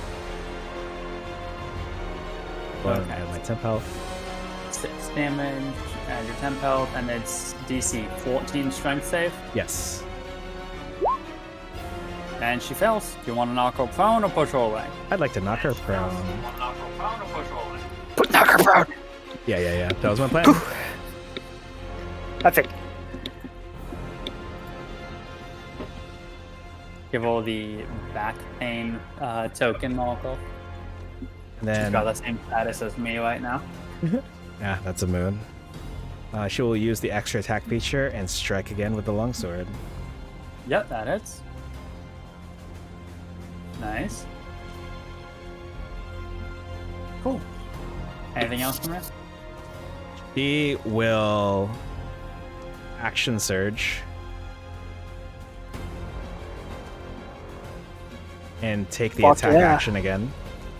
Yep, good call. And Yeah! because it's prone, That crit walks.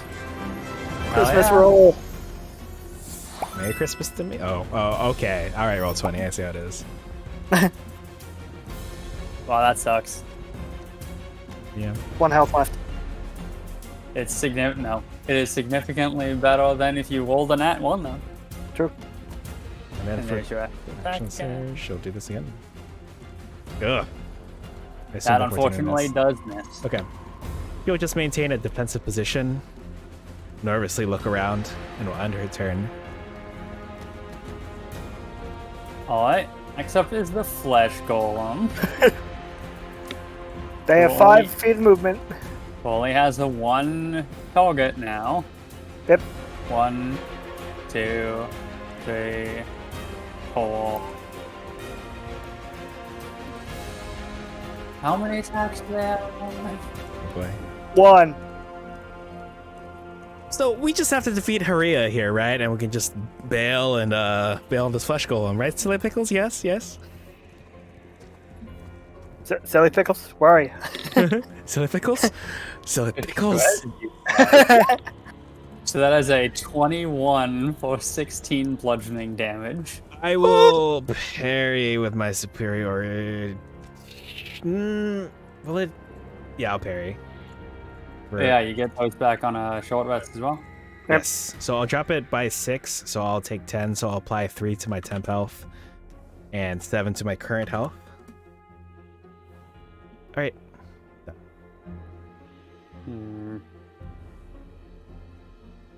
Alright, and that's going to end the flesh golem's turn. Silly Pickles, you're up.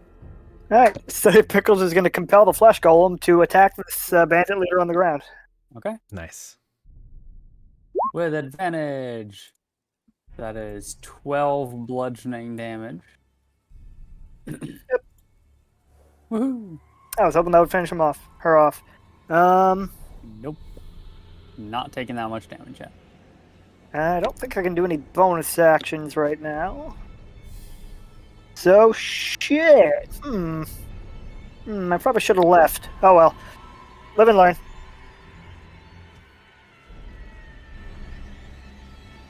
Alright.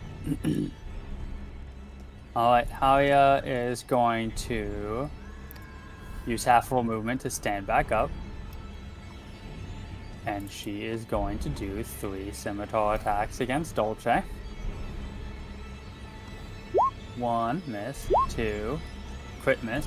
3, hit for 6 more slashing damage. Okay. It's gonna be an end of her turn. Dolce, you're up. Okay, Dolce will activate her second wind. Mm-hmm. Good call. Will heal 13. Ooh, nice. Very happy about that roll. She will use her second to last killing art. She'll do the same, what do you call it? Surging. Surging River Slash. Surging River Slash. She'll give herself 3 temp health. She'll try to strike. Yep, that hits. -8 for slashing.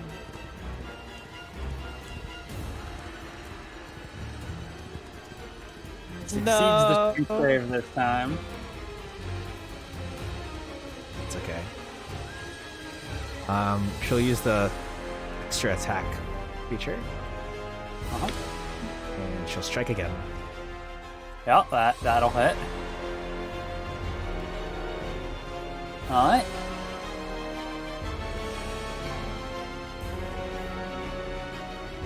He will move.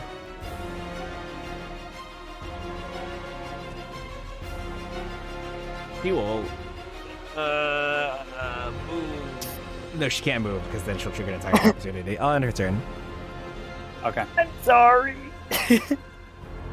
Flesh Golem is going to attack Dolce again. Goodbye, Dolce. I'm sorry. Okay, so that is a crit for 26 damage. Oh boy. I used my superiority die, which is unfortunate.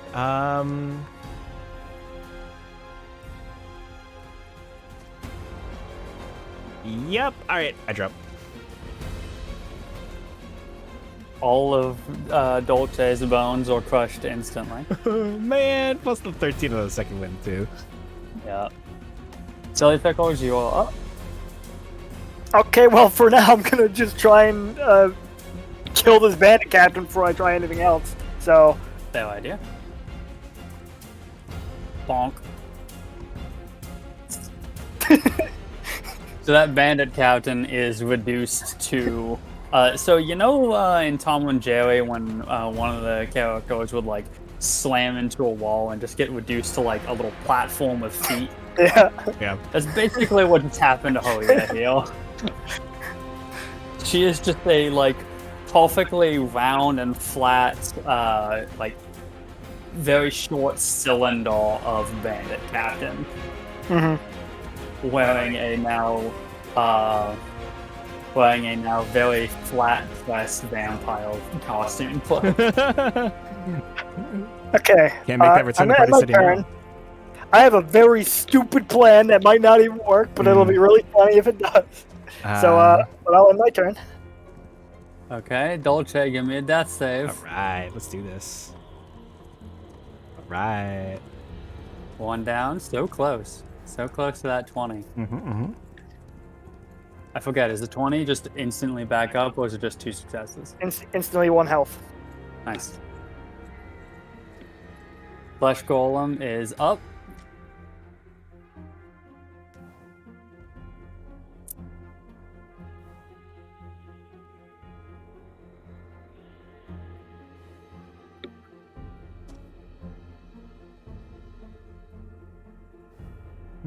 Blockhead looks so delicious, doesn't it? Add some Good extra point. much needed fiber to your diet, eh, Flesh Golem?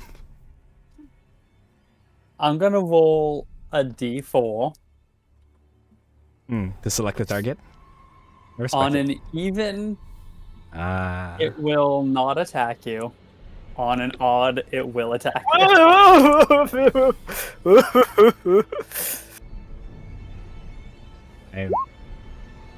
Okay. It isn't even. The flesh golem will pass its turn. Silly Pickles, you are up. Silly Pickles will depossess the flesh golem at the start of her turn. Uh-huh. And will use her action to attempt to fling the longsword at the flesh golem. I am proficient with longsword, so it will deal full longsword damage if it hits. It's a good thing we both chose longswords, right? See, there's a problem with that. I know. It's stuck to her hand.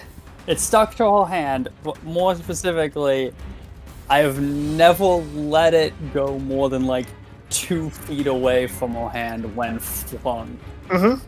This is true. She is adjacent to the thing. Which technically constitutes 5 feet of space away. Could I yank her with it? Oh, absolutely not. She weighs significantly more than 10 pounds.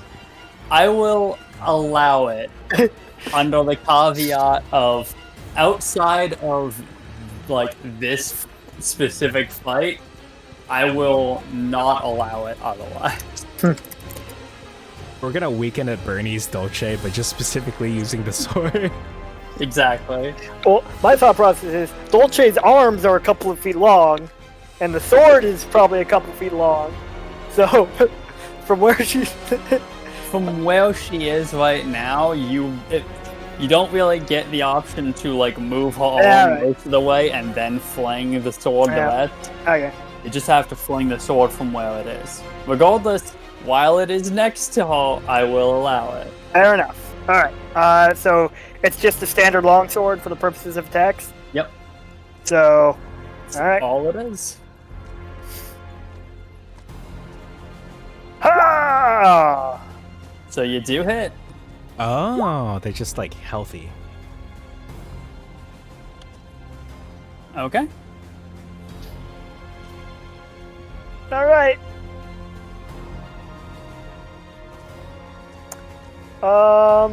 Anything else from you? Not much else I can do. Okay. I can't possess him again. True. I can possess the fucking corpse of the bandit, but she can't attack it either. So nope, that's the end of my turn. Dolce, I need another death save. Alright, No that's 2 problem. successes. Okay, the flesh golem doesn't have to wonder anymore. The flesh golem is just going to attack Silly Pickles. Yep. That is 13 magical bludgeoning damage. Man, I sure do hate it. I'm Really? gonna take 13 magical Really? bludgeoning damage. Fuck! Okay, good to know. Well, at least we get to see what respawning looks like. No, because I'm gonna. Theoretically, I might. Unless it like beats me while I'm. I guess we'll see. Silly Pickles, it's your turn again. Okay. I mean, technically I have healing potions, but they're in blockhead, so I don't know if I could take one out and feed it to you in the same turn. Nope. Not from this range. No.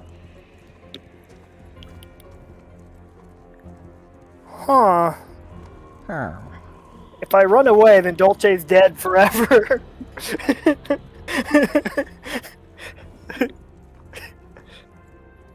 I am not going to respond to that comment.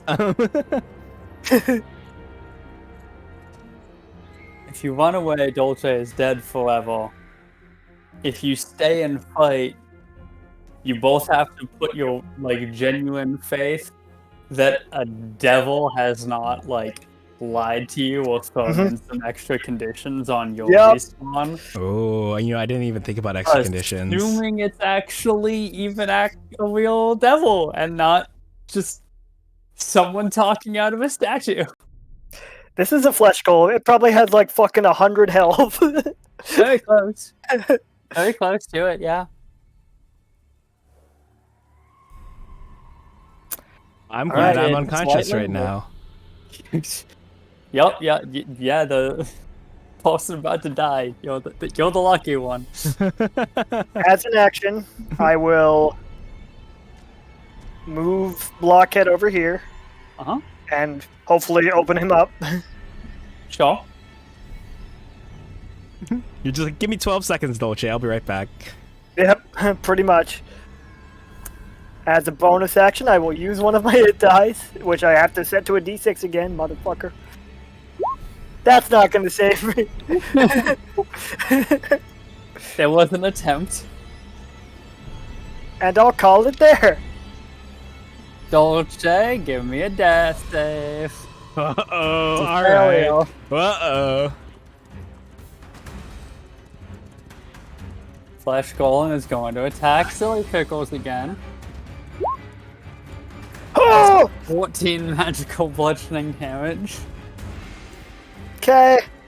Silly Pickles, you up?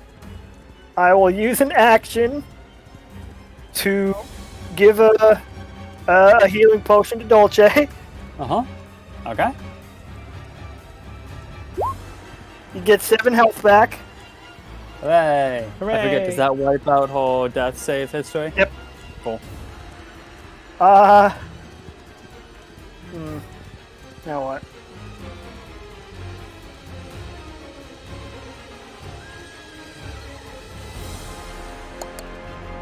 And of course, as a reminder, you're prone. Yep. I should really try to get some kind of small call that's better at representing someone being prone. I mean, that gets the idea across. I think it works. What I use, you know.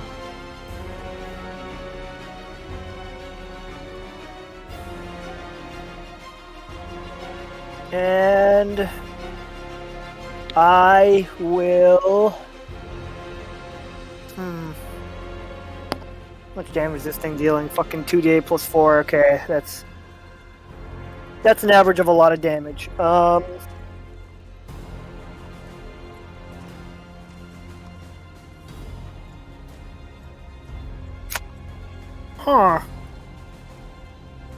And we've determined that if I go into a wall to avoid an enemy's attacks, they still get an attack of opportunity against me. Yep. Gotcha. You're still walking away from him, functionally. Sort of. I mean, you're leaving the space of your own power. I mean, yeah, but I'm still technically within their attack range if I'm in the wall. If you're in the wall, you're not in their attack range if you're in the wall. Okay, fair You're enough. within 5 feet of them. Yeah, that's their attack range. But yep, I'm following the rules.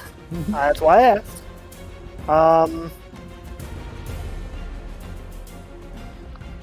Fuck it, you have higher AC than me. I'll possess Dolce.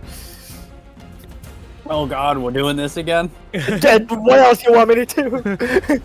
I didn't get to do this last time, but when you possess Dolce, you'll come across that familiar presence from before.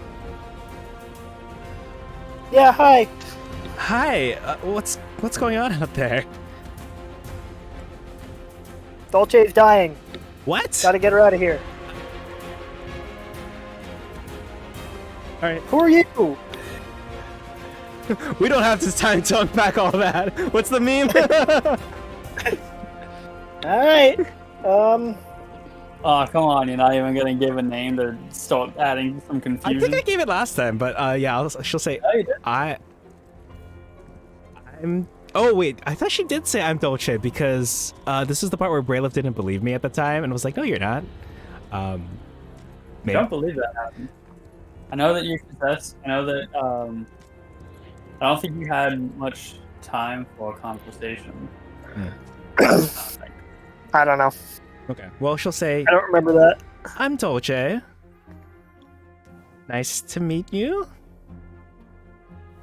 Why are you saying that if you're Dolce? We've already met.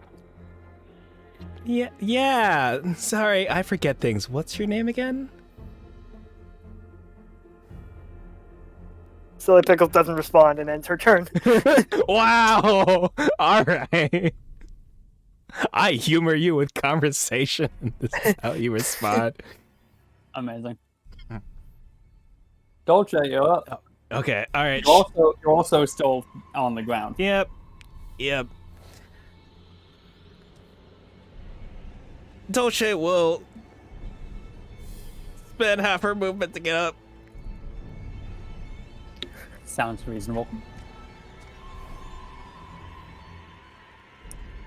Last thing you want is to give this fucking thing advantage.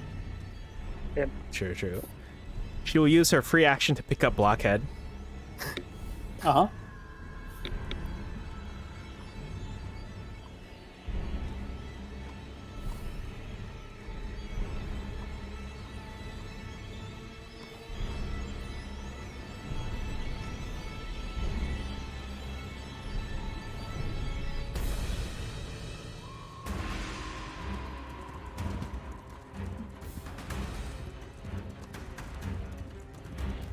Brayla, do you think I should take the disengage action or the dodge action?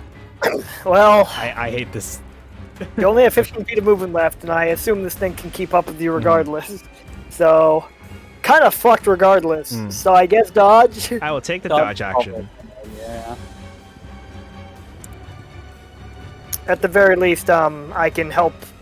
Now that you're up on your feet, I can help you dash away when it comes to it. Assuming we survive another turn. I once again thank the DM for giving me a longsword that emits light, and I will move 15 feet to the south. Okay.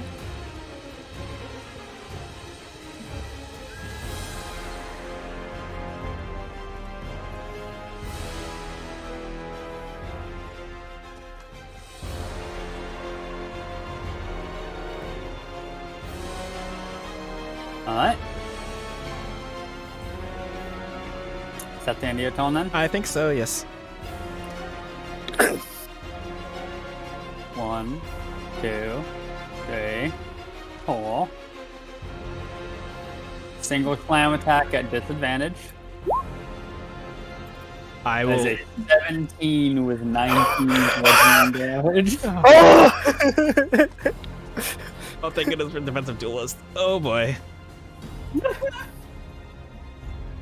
Hell yeah, you just barely managed to deflect its fist just enough while also moving to the side.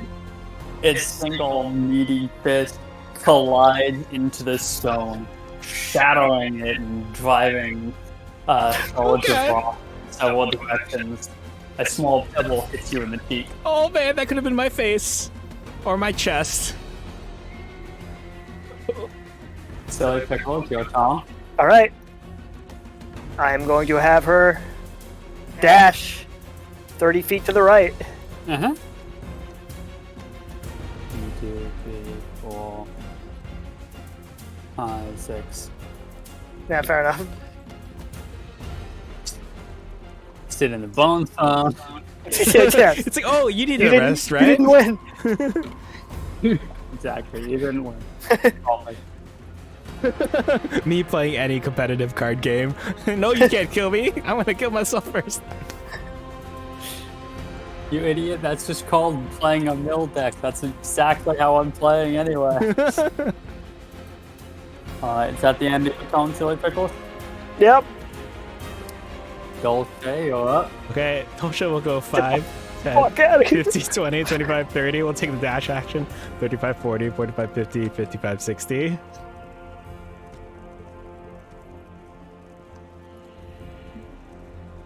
And I believe that's her turn.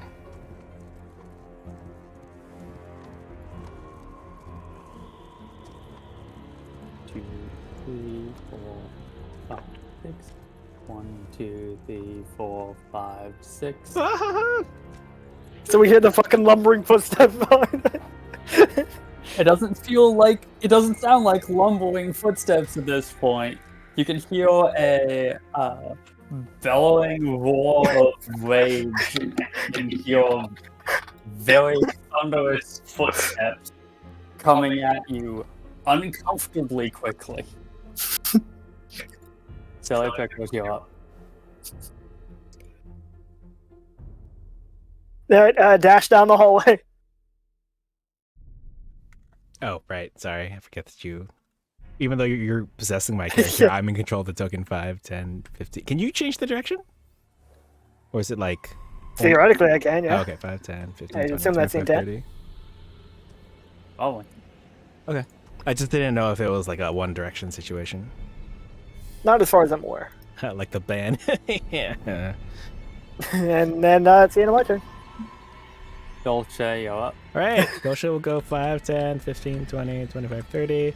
We'll take the dash action 5, 10, 15, 20, 25, 30, and we'll wave at the statue as she runs by. Fantastic. And Pandy, thanks for stopping by. Safe travels, and we'll see you next time if we're gone by the time you get home. Oh god, he's still chasing us.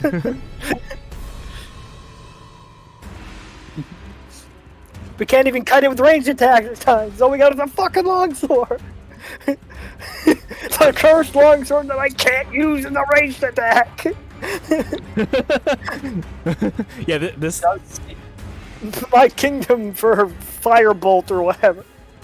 Maybe it's immune to fire damage. I don't fucking know. As long as we don't heal it with like electric damage or whatever it is.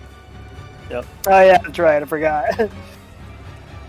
This is the you didn't bring a castle, idiot. Oh, Yeah, I fucking guess so. So let's go up. It is. You can feel the ground shaking underneath Dolce's feet, while Dolce inside her mind sounds to be very confused about the goings on of the world. Yep. Okay. You do seem to be putting some distance between yourselves and the flesh golem, but it's not. It doesn't seem to be doing that much. Nope. So if you'll hear. Okay, so I'm Silly Pickles. We've known each other for like a few days at this point. She nods. I can't see you nodding. Yeah, this is a telepathic. You get the sense that she's telepathically nodding, I guess. Yeah, we've all been there. And since you don't seem to know that, why don't you tell me what's going on while we run for our lives? And I'll dash you 30 feet straight down. I'll let Dolce decide which path to take.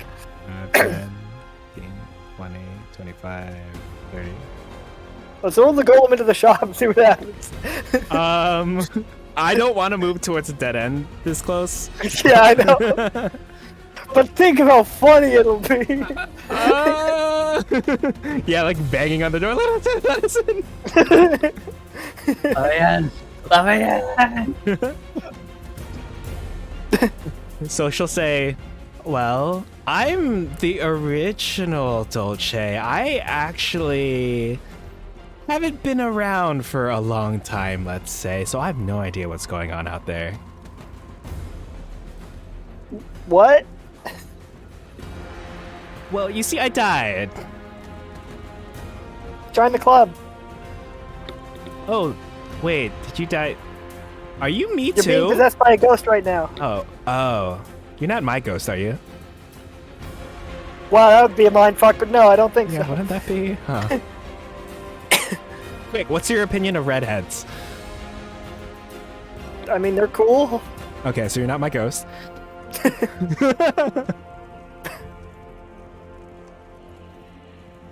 By the way, Dolce, it is your turn. Thank you. Alright, Zosha will go 5, 10, 15, 20, 25, 30. And we'll take the dash action, go 5, 10, 15, 20, 25, 30. Running through this hallway, these familiar hallways from last session. She'll end her turn there. 1, 2, 3, 4, 5, 6. 1, 2, 3, 4, 5, 6. The flesh golem's wrathful cries seem much more distant now, but they are still coming. Has fucking predator vision and sees it through the wall. Man, I'm wondering if we should just bail and leave the dungeon at this point. With how aggressive it's being. I mean, maybe that'd be. We leave the dungeon, and then another gold piece comes up the well.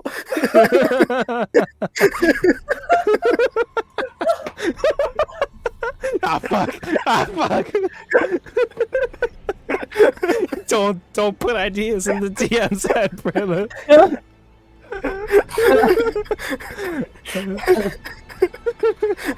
Please no. I'm gonna have nightmares tonight. Oh, I love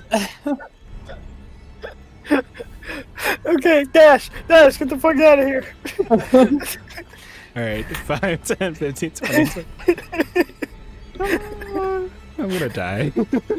Oh, that's what you're trying to avoid. Yeah.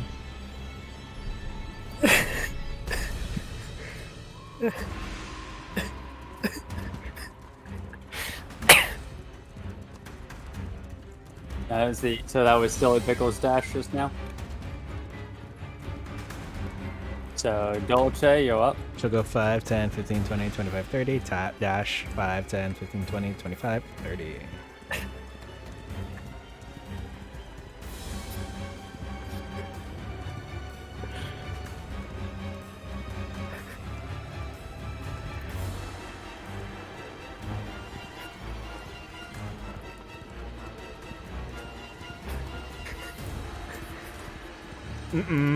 Not the darkness. No! Don't black out the whole dungeon again.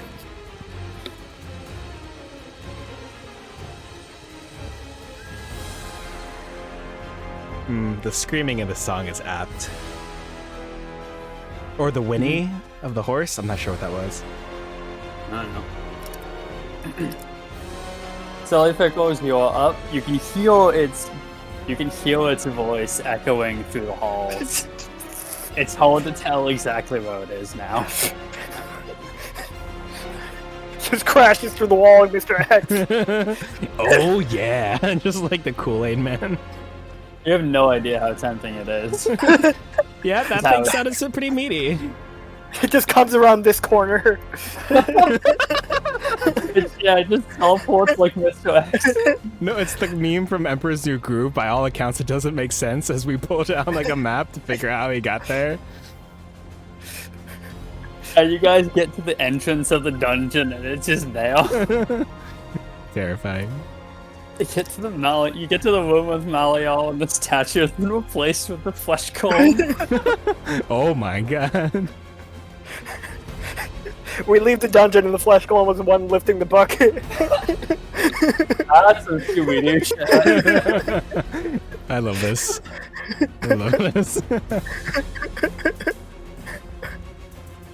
Anyway, so quick, what's you up? Go. Dash south. Well, never eat wheat shredded ever, so... 10, 15, 20, So we're dashing towards the flesh golem. yeah, That's what that's what I'm hearing too, actually. Yes. Now, And then for we're, my turn, Yeah. assuming. 5, 10, 15, 20, 25, 30. Unless you think we should be going to the entrance, just let me know. I mean, we might as well. Wait, how long does it take the bucket? Oh, like yeah, a minute? that's the... rounds. Okay, well, never mind. We're Okay, going to the same house. And you put 10 rounds of distance between yourselves and the monster. Not without like a sizable loop, which I don't think we have yet. We kind of have a loop. We had to squeeze through this tunnel, but... I was, Oh yeah, it's true. I was imagining Benny Hill music playing as I looked at this loop. Dolce, you're up. Right, she'll go 5, 10, 15, 20, 25, 30. 5, 10, 15, 20, 25, 30. She's trying not to look at her scared expression in the mirrors. I accidentally skipped the Flesh Golem's taunt and Silly Pickles taunt. Silly Pickles, you can go, if you want, you can go from where Dolce is now, or you can reset movement. Say it again, sorry. I skipped your taunt on accident. Oh, yeah, I mean, yeah, we're both going in the same direction, so. Okay. Assume that's another 30 then. Yep.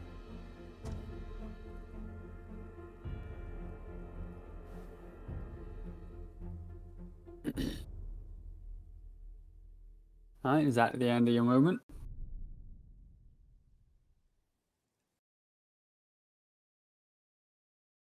For Silly Pickles? Or for... No, it's your turn. Okay, so that's it for me.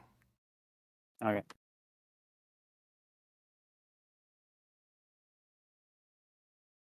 Distantly in the tunnels, you can hear a massive crash, the splintering of wood, and an anguished, angry cry, and then nothing. Hmm. Hmm.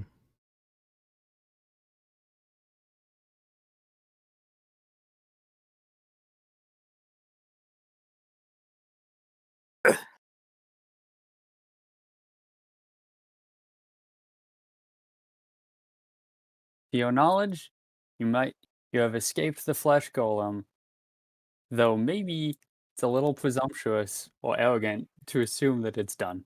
Yeah. Do you want to go to the entrance, or do you want to? Yeah, maybe we could take a break. We haven't seen sunlight in a while. Let's,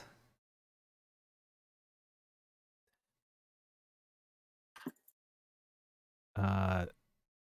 External outside Dolce will go ahead and cautiously make her way over towards the entrance of the dungeon.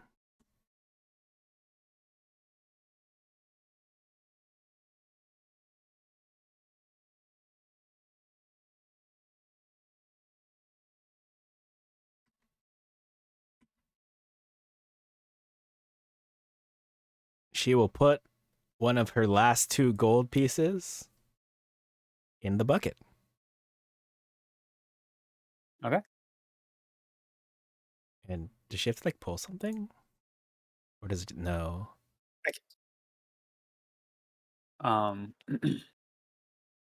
There is a small rope that you pull to send the bucket up. Okay. She'll send the bucket up.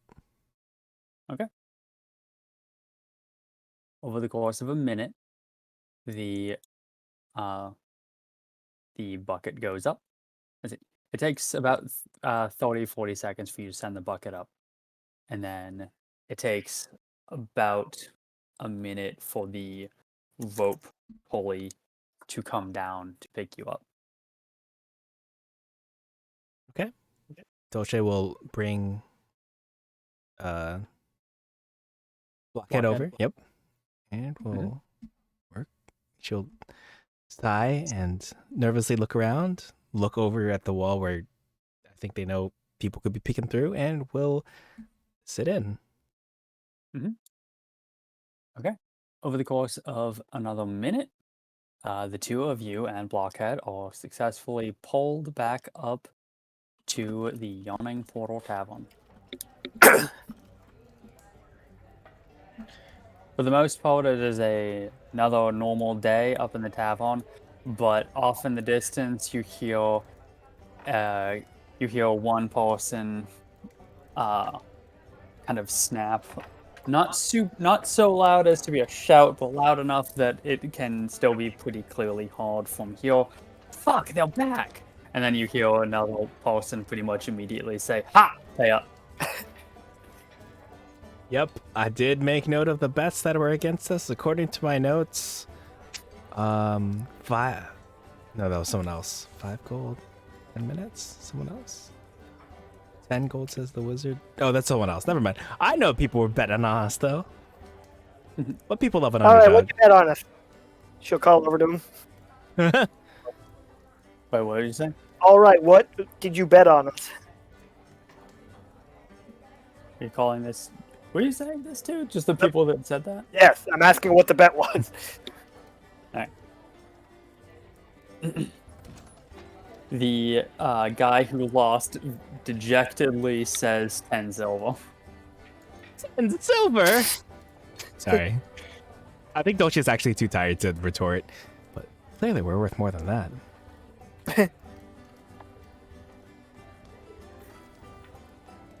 Dolce will hobble over to Dwernen, Durnan, the barkeep, and ask how much the rate is for a room. 2 silver for the room. She will hand I over. got it. Oh, she says thank you. Float over the- 2 silver. Of the 3 adventurers that you saw go down into the dungeon a couple days ago, you can see the dwarven man is back in the tavern. Ah, You do not see the human wizard or the no. tall red-headed female fighter. No. Dolce makes the pose like with her fists out in tragedy, maybe kneeling on the ground. It's Donan, not Ronan. What happened to your party? I don't know. We got separated. I don't think the wizard made it. That fighter was made of tougher stuff. I don't think she would have gone down without a fight, but it was a hell of a fight. We were on the back foot and trying to retreat. I don't know if she made it. But Where were we fighting? How far'd you get?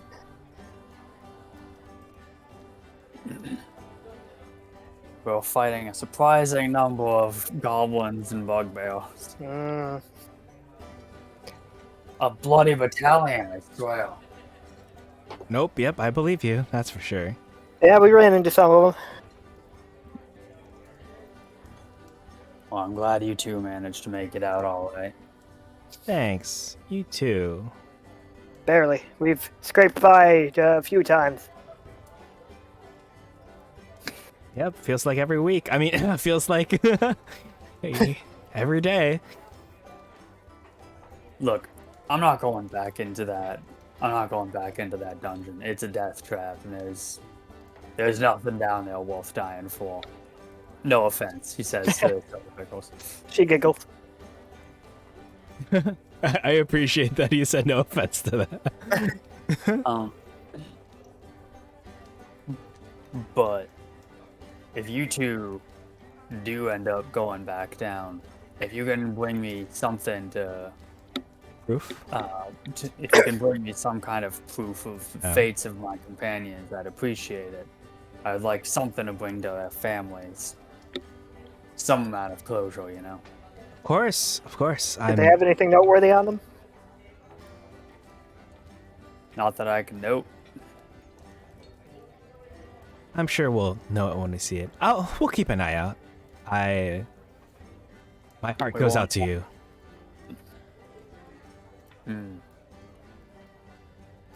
I wish you luck in your future endeavors. Thank Though, if you be in your right mind, you won't go back down to that pit. Hmm. Well, unfortunately, we're not. Yep, let's just say I have a few screws loose.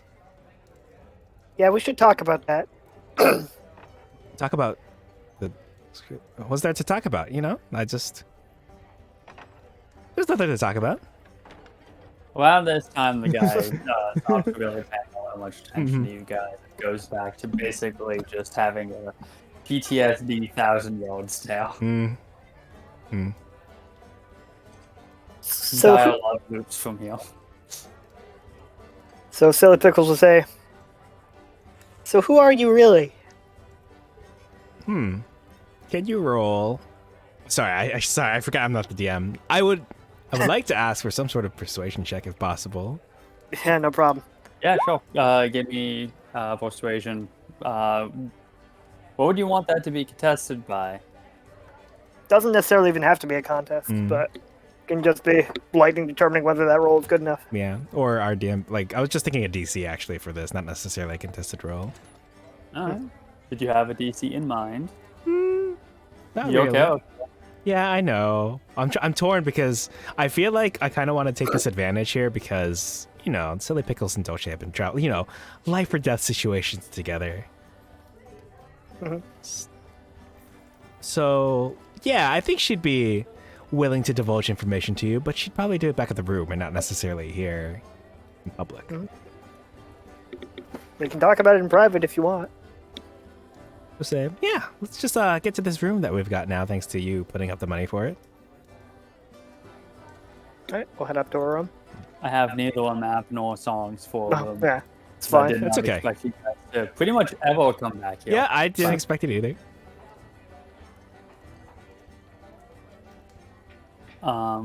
So we'll just have to say that you guys are back at the room. All right, back at the room. Do you want to do the talk before or after the long rest? I guess. Either one works. Okay. Well, then Dolce will probably, at this point, reveal to you. Well, you have. So, Pickles, you have a lot going on. You're a ghost. You said your body's somewhere down, perhaps in the dungeon with the Mad Mage, right? I assume so. Assume so. Okay. Well, of course. You see, I am not the original person who piloted this body. Does that make sense? Someone else had this body. They were there, grew up as a kid or something, became an adult, dressed like this, fought with umbrellas, and I'm an intellect devourer who came in, kind of like replaced her brain, and now I control this body. Oh, so you killed her and took over her body. I didn't kill her. I was just there when she died. Ah. Someone else was holding the knife, that kind of situation. Sure. She didn't resist, for what it's worth, but perhaps I, as the player, wasn't exactly aware of what was going on. So it's like a more extreme version of what I do. Right. It's like I possessed her forever. Now she's gone. Well, that's the thing. No, she's not. What? When I'm possessing you, I can talk to her. What? Oh no. Did she say anything about me? Not yet. But she knows she's dead. How do you know it's her and not a figment of your imagination? I can ask her something only she would know. Huh. Well, but the thing is, I technically also have all her memories. So Okay, but I don't, so...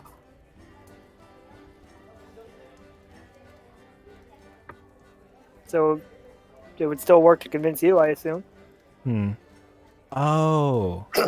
Yeah, unless it's like the whole... Have you seen a movie called Ratatouille? The...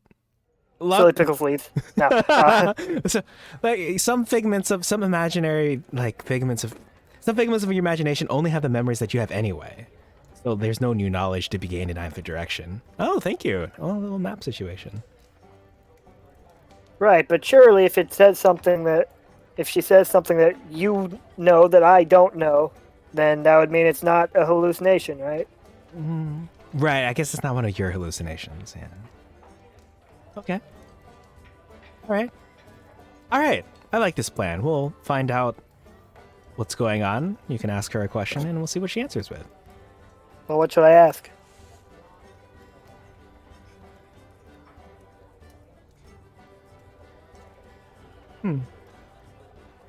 Well, how about this? Give me some time to think it over. I'll have an answer for you by morning.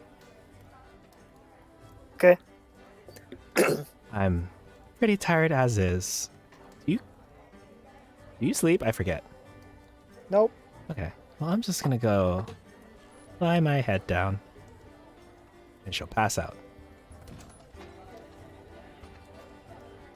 Silly pickles will, I guess, just inhabit Blockhead.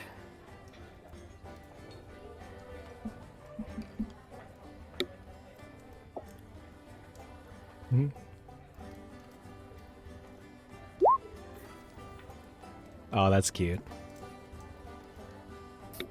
Well, thank you both for humoring me. Dolce's gonna nap. We can continue this talk tomorrow. And by tomorrow, I mean next week. Quite the interesting developments in today's session. We got a boner ring.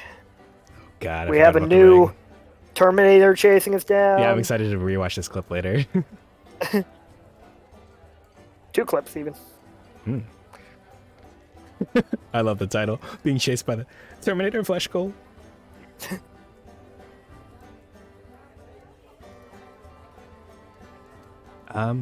Is it okay if we, I guess, long rest here and then call it there? Yep. Seems good to me. Yeah. We'll go ahead and restore some things. And I'm going to go ahead and put the overlay back under here. Or underlay, depending on how you look at it. I don't know. All right. Any last things to say then before I raid us into a group also playing on Roll20? I think I'm good. It was a really fun session. Yeah, I had so much fun this session. Thank you for humoring us in all sorts of ways. Mm-hmm. Interesting developments. Interesting developments abound. Really thought the Dolce was going to die in that one. I did too. Me too. Don't sound so disappointed, Lightning. Lightning's ready to play Spellcaster. No, well, okay, well, I do miss spellcasting in general and also on Dolce. I was just like, in that... I don't know how to describe the feeling of, oh boy, well, gotta roll a new character, or not sure, you know, that limbo. There's a lot of limbo going on. Yeah. Yeah, I personally can definitely understand the feeling of I'm in a fight where everything is going wrong. I might as well start thinking of new character concepts, and then you think of something that you get attached to, and then your character survives, and you're like, I don't know how I should feel about this. Yeah. I'm really enjoying Silly Pickles. I don't want to replace Silly Pickles. Granted, if Dolce dies, me escaping from the situation is not going to be easy. Right. Someone needs to carry Lockhead. Yeah, true. Because if Dolce dies, you can pilot her body, but you can, at that point... For 1 minute and 1 health. Yeah, you only do have the 1 minute. Ooh. I could pilot someone else's body potentially, like the bandit captain. Like if Dolce was not in the picture, I could have possessed the bandit captain, grabbed Blockhead, and tried to make a break for it. True. But even then, that's Yeah. if it's being chased by someone with the same speed as you is like doesn't go well, unless you have something else to go for it, like me yanking you along. Right. Yeah.